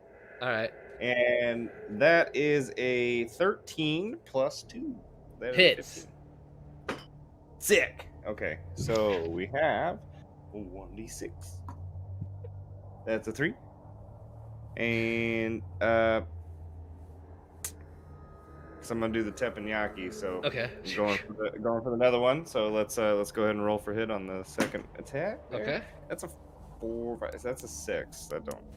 I think that's a. Okay, that one doesn't hit. Darn. So what's the first one do? How much damage does that do? That was 3. Okay. All right. The little tyke is like, is it like is bleeding out of its bicep now, as he try to teppanyaki up another child. It really should be Avender the Baby Slayer. All right, so this poor little guy's like, eyes wide with tears running down it as his bicep's been cut in half. All right, poor little tyke. All right, Pugo.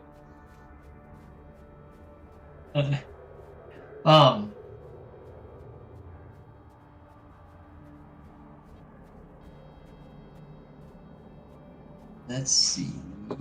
I'm going to. Yeah, that's what I imagine.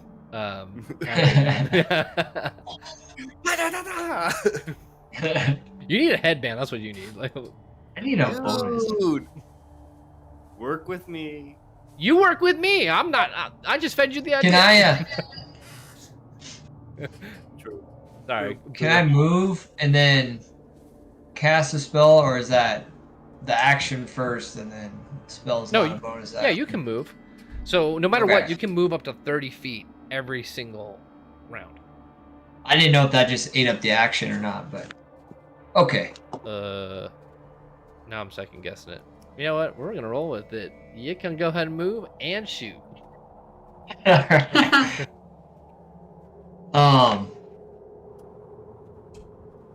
I'm going to quickly run around our new party member to her right side and kind of be in front of the larger Yeti. It's right and there. I am going to cast Burning Hands. Oh shoot. Okay. Atta boy. Baba booey. Baba boy, baba boy. All right. Casting them burning hands. It's a 5. Well, burning hands isn't that well, no, you're using your DC, your spell DC modifier, not your attack. So it's your D20 plus, like, I think it's like 4 or 5 for you. Yeah, it's 5. Should have been 10. So 10. Let's see, for the main. Okay, it's in a cone, right? Yes. Okay, so it doesn't. Oh wait. Doo-doo-doo.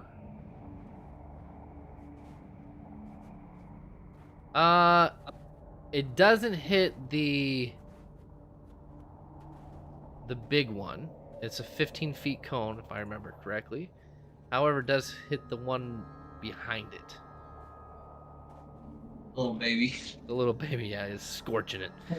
All right, and what's the damage on that?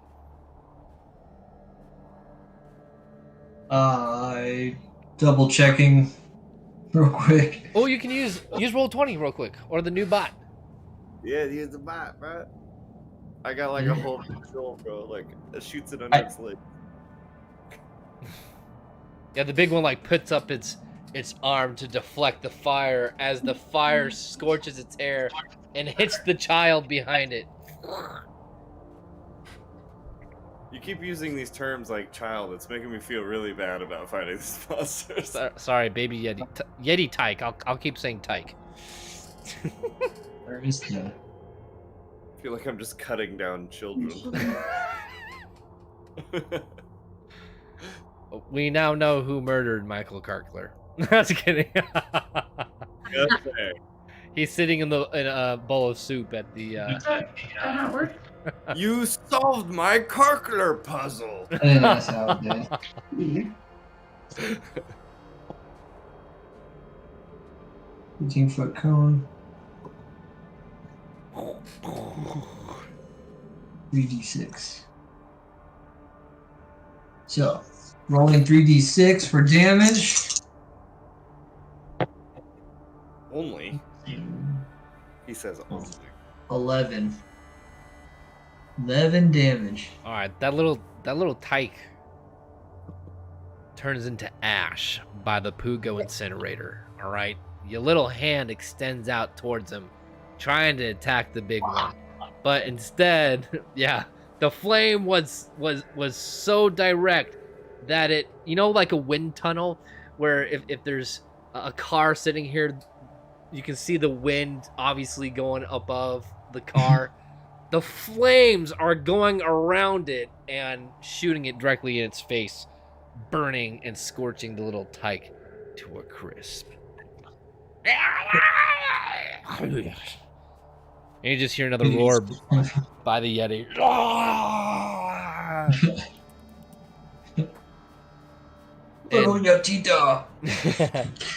And now it's a little Celeste's turn real quick here for you guys. And does not hit. All right. That she's out. She's out of the party. All right, so now we have to do some math here real quick. So basically, all I'm going to do is roll a couple dice here to see which parties live, which parties die, which group lives, which group dies. So first one here. Okay, so these are all gone. Oh, yeah. Okay. These are gone. Nice. These are gone. Yikes. These are gone.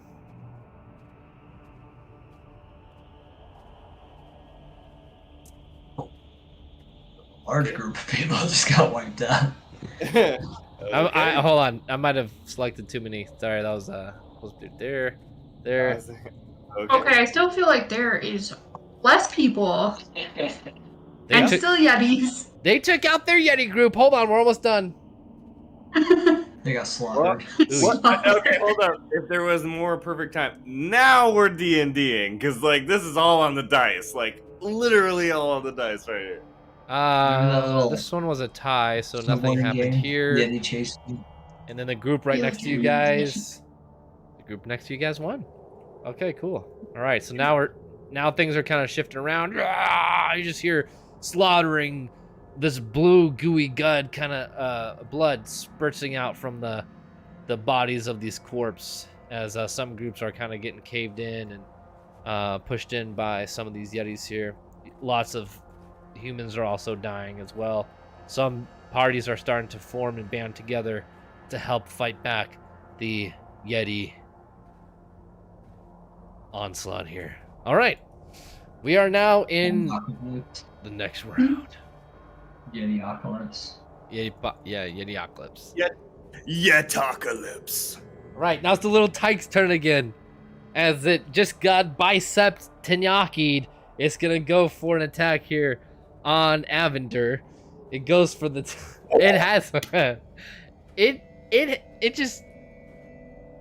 It goes for the attack with the bicep that you just sliced in half. So its arm flailed up and gently touched your chin, and that's it. As it critically failed for the roll. All right. Well, that's cute. Yeah, Vendrell, it's your turn. Alright, so I am going to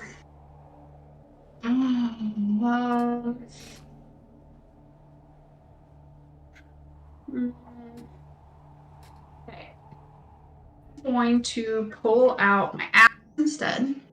Oh, okay. And then I'm going to use Searing Smite. Okay. So that's additional to your hit. So I think you have to hit first and then you get bonus. I think. Yeah. Yeah. Okay. So roll for your when hit. I pull it out though, I'm gonna run towards the little one and jump up and just go down. Okay. All right. Baby slaughter is over. Yeah, 2 peas in a pod over here. Okay, so first roll a hit. Let's see. Let's see what happens. That is an 11. Okay, so it hits and then Wait, B plus 5. and then plus 11 plus 5 actually. I'm sorry. oh, okay, So but be still hits. 16. Still hits. And now you Yeah. want to jump on top of it and slam down something like that. Yeah. All right. Yeah. Go ahead and give me an acrobatics roll on top of that. It's an 8. Alrighty, that's enough for me to work with. All right, so as you go to kind of, because I mean this thing's like 5 feet in front of you, so you're kind of doing like a standing lunge jump, which is kind of, if you ever try to do that in real life, it's kind of tough.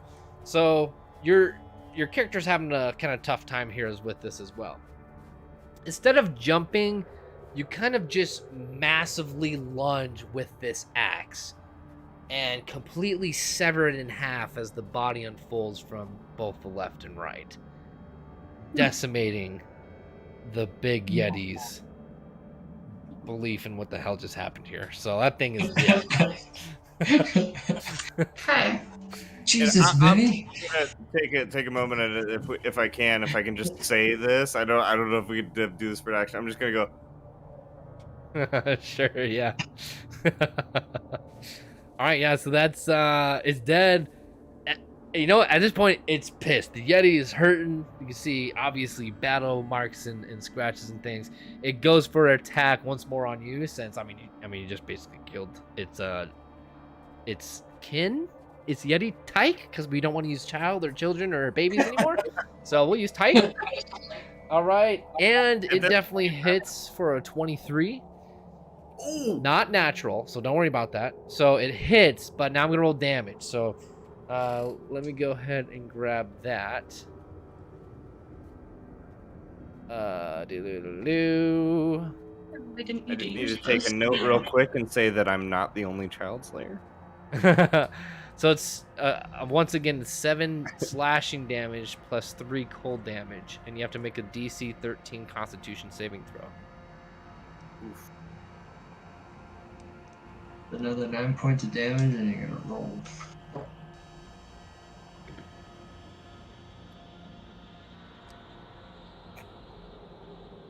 It's gonna be 1. Trying to do math. 11. So I thought I was actually gonna write 10, but which one do I roll? Roll your 20. You gotta get higher than 13 14. without the modifier. Modifiers. Wait, what's my modifier? Which one is this? It's Constitution, right? Constitution saving throw. Okay, so 15. You save. All right, it hits you back, and now it's Amadeur's time. Mr. Teppanyaki can no longer dish up his favorite Yeti type dish. It's to the big boy. All right, what's going on here with the big one standing in front of you guys? So I'm about 10. I'm 10 feet away. Yeah. So you can do like 5 here diagonal if you wanted to, and then attack. Whoa! Undo, and then attack from there. Okay.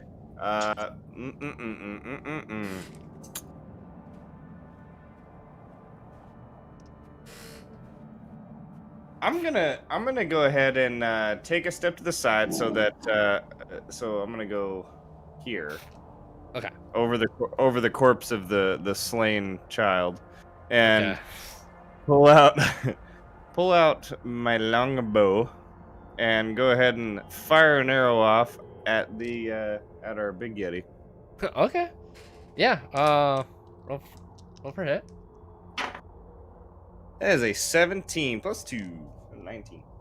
Oh, okay. Yeah, that hits. Let's go. All right, and that's a 1d8. That's not an 8. Yeah, I didn't know you had a longbow. Archery skills out here. Yeah. Maybe you should have been a ranger in your past life. That's a 10. That's a excuse me. That's not a 1d8. That's a 1d10. Stupid. Whoop! Wrong dice.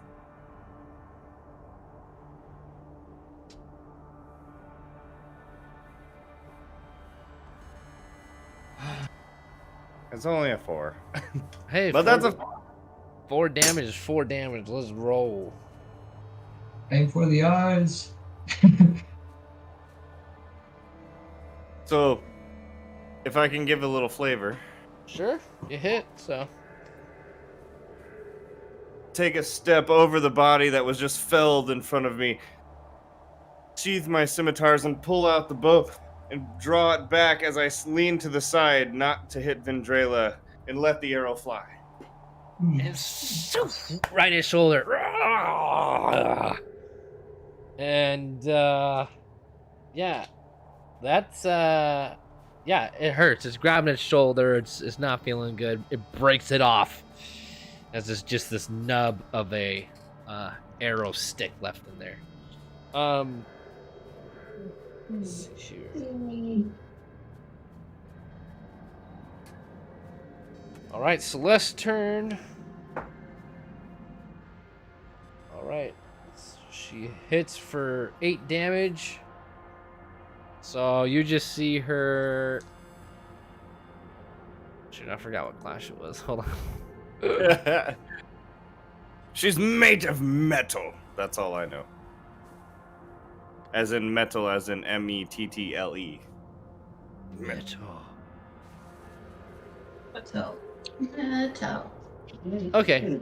Yeah, you She's see got- her just kind of with her wrist just flick out a fireball and it hits him right in the face as she daintily just kind of puts her glove back on real quick. And it hits for 8 damage. There comes with the tea. All right, Tyke's dead. Don't have to worry about that. Vendrala, it's your turn again.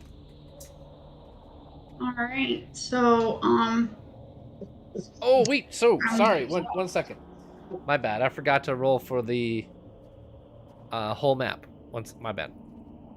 Prep. Think about what you want to do. So we got this right here. right. Oh damn! Humans are winning. Let's go.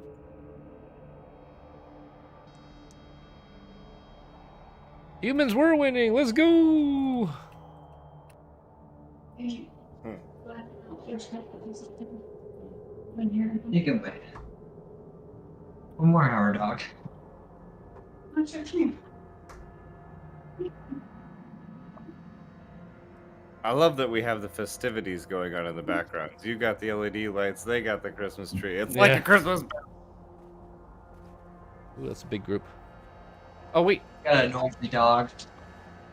Noisy movie dog. Actually, I haven't even heard him, so you guys are good. If you wonder why we keep looking down, it's because he keeps coming up between us. Haven't even heard him.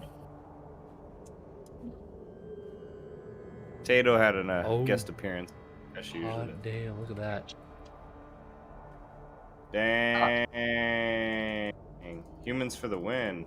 Humans for the win. Or I should say, non-Yetis for the win. Yeah, the non-yetters. The non-Yetters. non-Yetters. There we go.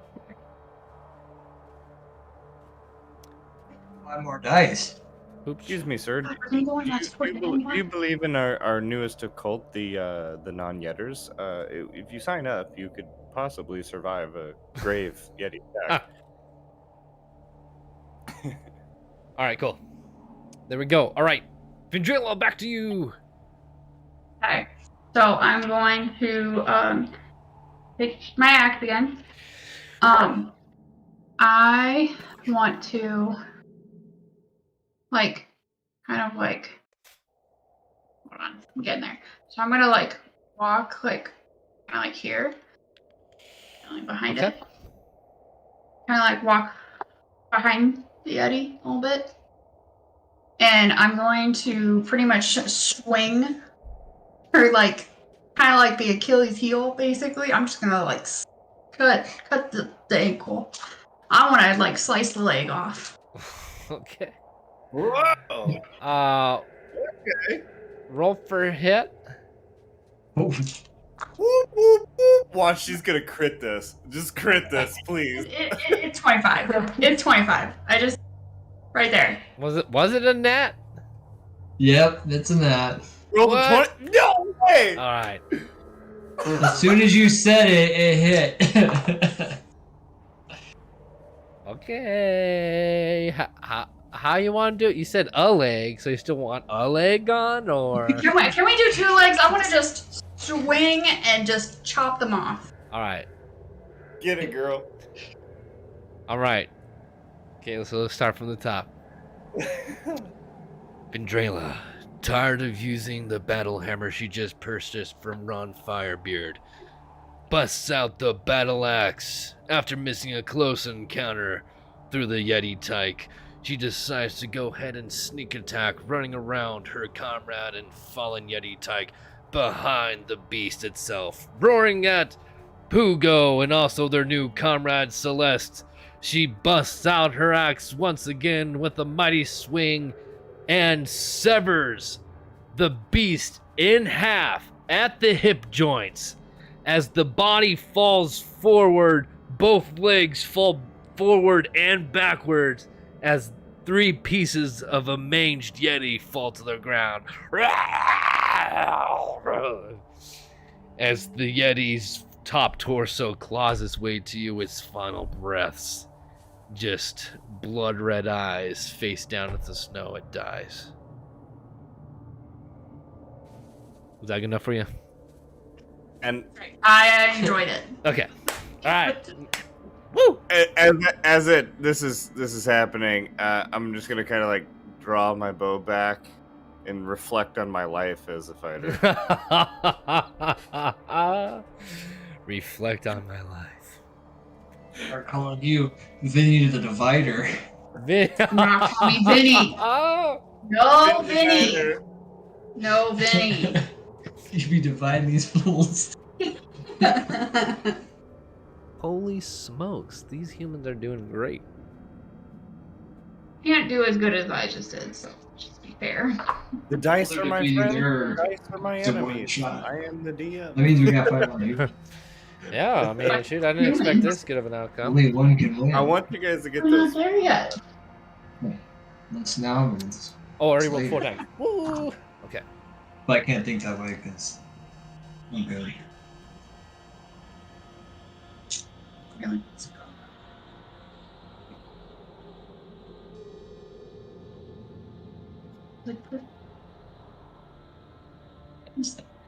All right. So now you guys get the choice. We can either let the dice, I've been using red for humans, blue for Yetis. Let the dice decide on the outcome of these 4 groups. Or if you want to keep fighting, I'll let you do that and you can go to the groups and help yourself. Up to you. I know my decision.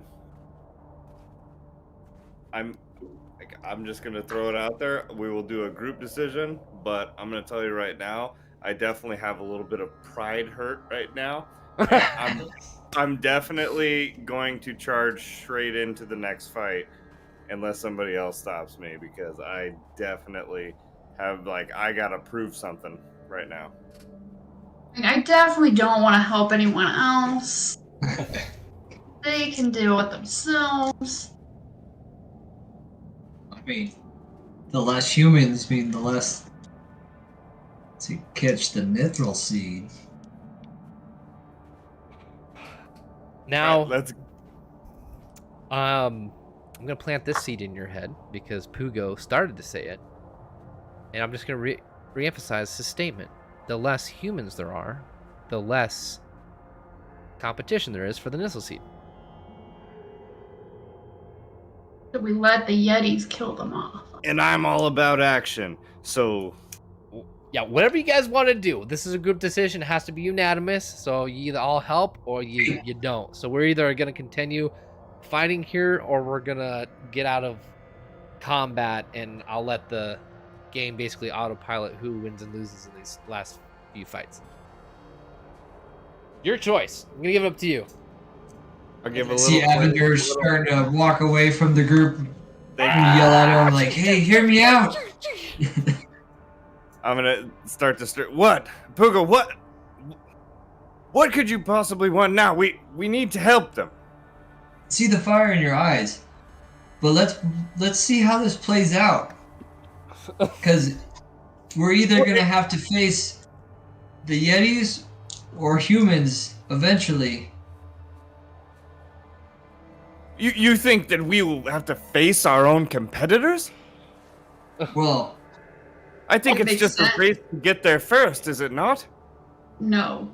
something makes me believe that we will come in conflict with another group of adventurers. Just by what happened at us at the inn when we had the Ank's head. He makes a fair point. Okay.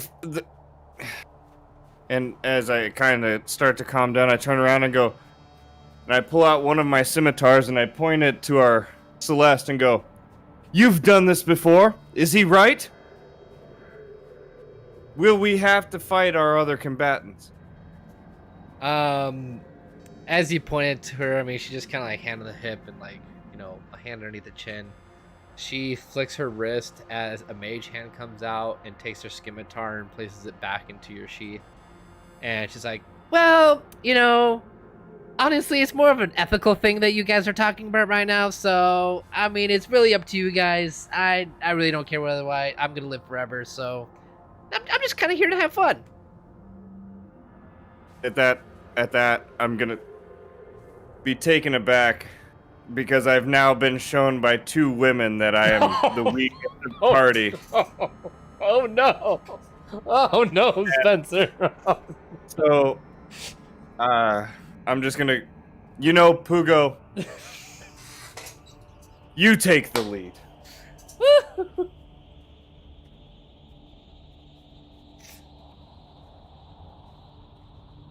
Well, shall we get out of here? All right, Captain Pugo, what do you want to do? I think we'll hold here and see how the battle plays out. Fine by me. And I'm gonna sit down Indian style and pull that scimitar back out and examine it and see if she damaged it in any way, and like looking over my sword and kind of side-eyeing Celeste a bit. She promptly sits in front of you cross-legged and says, tic-tac-toe, and draws a little thing in the snow with you. And I go, flip the sword over, stab it in the ground, and fair. Okay. And I draw the crisscross lines for tic-tac. All right. Maybe crossbones. Let's make this fun. She pulls out a sack of gold and puts it on the side and says, 5 gold, Annie. Fair. I'll take that. Okay, we'll play that out here in a second. So you guys are set on not assisting in any way the rest of the survivors. Survivors. Okay, so I'm rolling. All right. Well, that's luck right there. Okay. Oh my gosh. Oh my gosh. Let the dice tell the tale. Oh, that's a tie. Oh shit.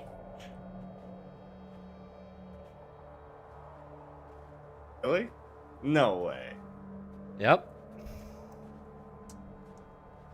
What? I Oh my gosh. my character is so depressed.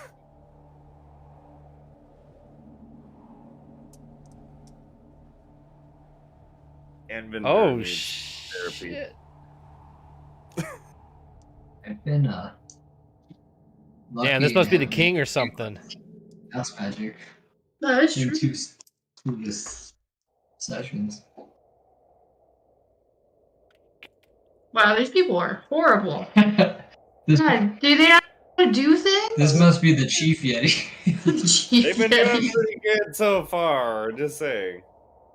He just slaughtered some fools. Damn. Oh, Nah, thank they God. Finally. good. That evens the odds. Quite a bit.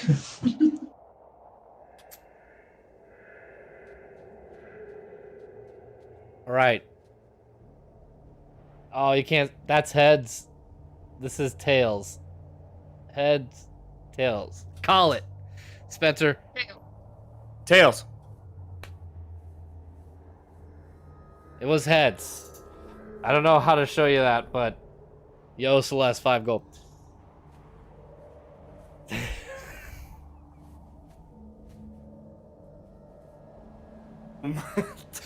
Wait, what? You're like muted there for a second. I said, might as well just send me home. That's why you don't have much luck with dice. I'm just hacking up kids and watching all the women take care of everything else, so it's all good. It's all good. Oh, I I'm want the to greatest ask, are signer. my mushrooms still good? Yeah, they're kind of like frozen over now. Okay. So, are they edible? Uh, with the, you know what? No, I'm not gonna tell you. Roll a nature check. Yeah. That is an 8. You want to bite into it? Are you trying to eat it right now? Yeah. There are like 4 I can eat. It is hard and it does not taste good at all. I mean, you can manage getting it down, but it's a miserable experience. But I can get my health. Oh yeah, those are +1, huh? Yeah, so I Yep. want to eat. Okay, got it. I knew you were lying Okay. to the druid. I was. I'm All almost right. broke. So,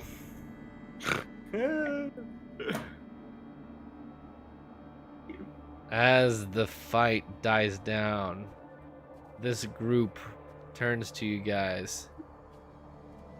It makes a sprinting action to you guys. They have attack advantage. You guys are gonna, you guys just want to stay for your initiative at this point. And as they're yelling, they're running towards you guys. They're saying, "Betrayers! How could you guys not even help us? And you guys just sat in the back." And they're like yelling and cursing at all you guys. And they're ready to fight you. You guys want to re-roll initiative, or you guys want to just keep how it is? Yeah. I want to try something. Sure. What do you want to try? I want to use my Necrotic Shroud on them. Okay. Intimidation, I think we're... Is it intimidation? No, I don't have to roll anything. I just do it, and then,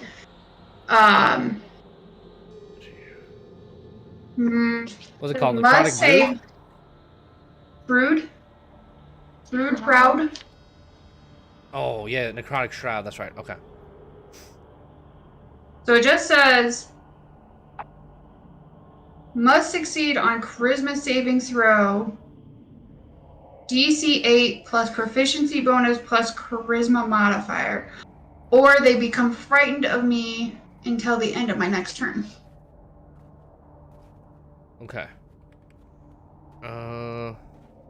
I'd Pretty like sure to that's do 10 for I'd like range. to do a helping thing. Like if this works They're out, I'd like probably to do a in- helping action without affecting it.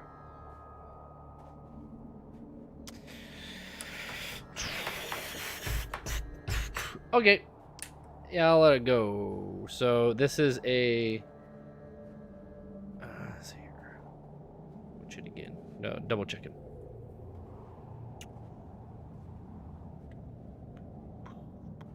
Wait, It's Necrotic Shroud.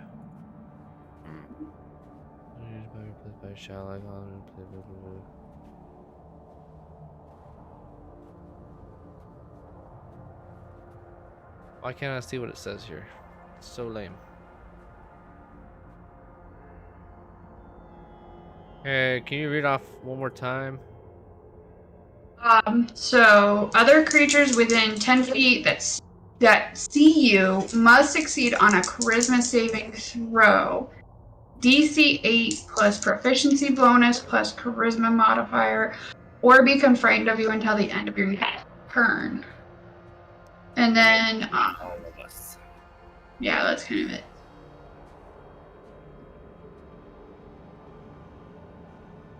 Positioning don't work. So what's the total? So it's 8 plus 2 plus 2?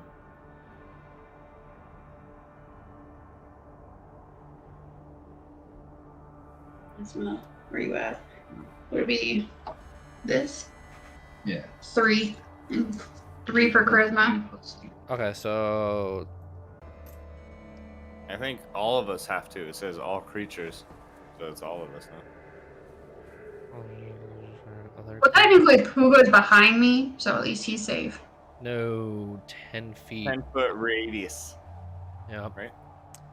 Yep. And Yeah, but Puga's behind, so. Basically, just Avenger. Just Avender. Sorry. Okay, it's cool. I got you. Just rain more on my parade. It's okay. Now I'm just gonna run scared from everything.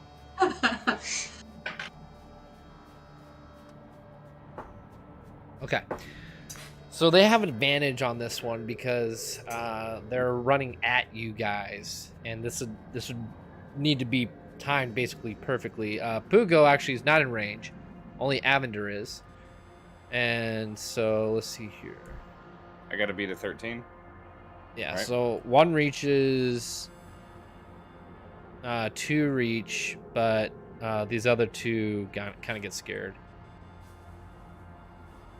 and it's on your turn, so it's not your turn yet. So we'll like that out here in just a second. Okay. But yeah, okay, Avender, go ahead and give me a roll there for just the d20s. Do what that is. That is it. So for Constitution, that's a 10. So it's a 10 plus 2 for me. Dang, you're 1 shy, so you're also scared of her. Scared crapless. My day is going fantastic right now. Thank you. Which way do you run? It doesn't actually mean run, you're just frightened. Correct me if I'm wrong. DM, I know I'm not trying to, but that would, if I'm frightened from her, would that give me disadvantage on attacks against these guys as well? No, you're just frightened from her. I think you have to run Just away from- from her or something. No, let me Alright. double check. Yeah. I thought there was a disadvantage on attack, but I think it's probably just her, I think. So frightened is you just can't move closer towards the target. Got it. So you can't move in her general direction. Got it. So we got this this guy actually made it up to you without being frightened. So this guy, but he didn't get hit. So that's this one right here. He goes in for a mace swing to you. Oh wait, shoot, I'm rolling on dice. Blue.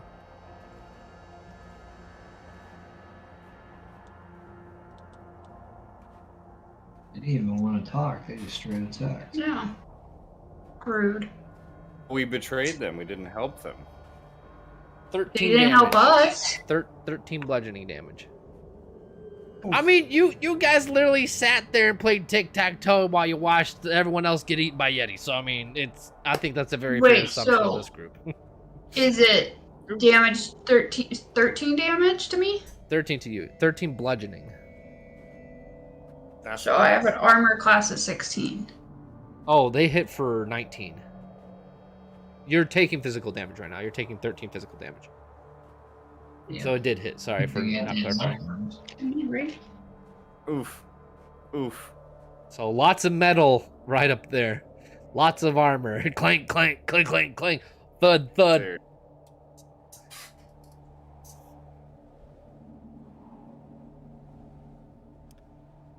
All right. Who's next? And now, doo-doo-doo. Oh my goodness. Okay, so we got a here.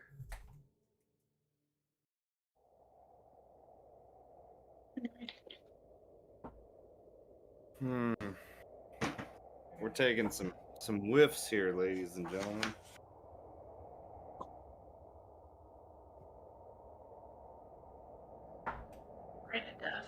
Yeah.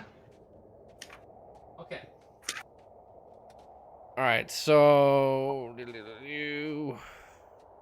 Now it is Majela. It's your turn. Okay. Well, I really can't do a whole lot right this second, so I'm going to do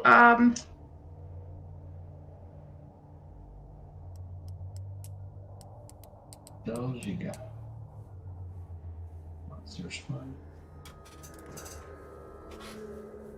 So can I do my lay on hands for myself? Yeah, it's any creature you touch within a radius of 5 feet, I think. So you can choose yourself as a target. Okay, well I'm gonna do my lay on hands because I am like this close to death right now. Okay.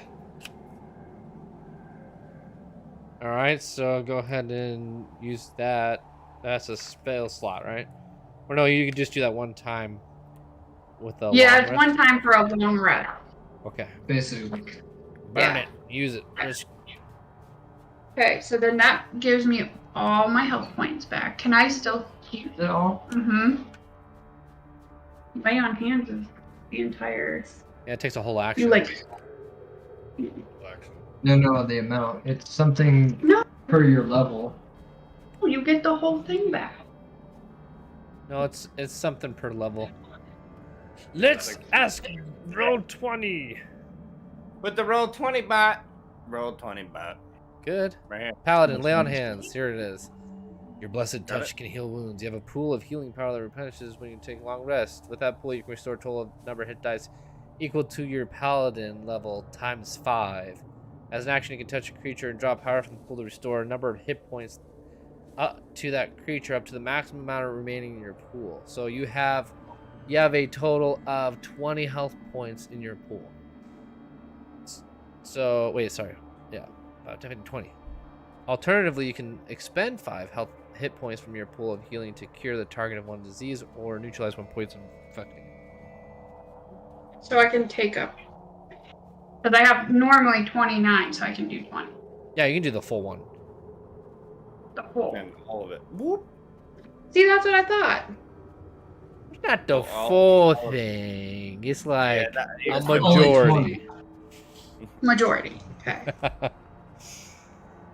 Close enough. Better than what I was. Do you know how? No, I don't actually. Session 6. You should know what this is. No. I excellent. know enough to get me by. Hey, And then I have to ask questions. do what you gotta do. Okay, so that's your turn. Next, it is this guy's turn, which is going to make a ranged attack at you. I do have a shield. It just helps out with your AC.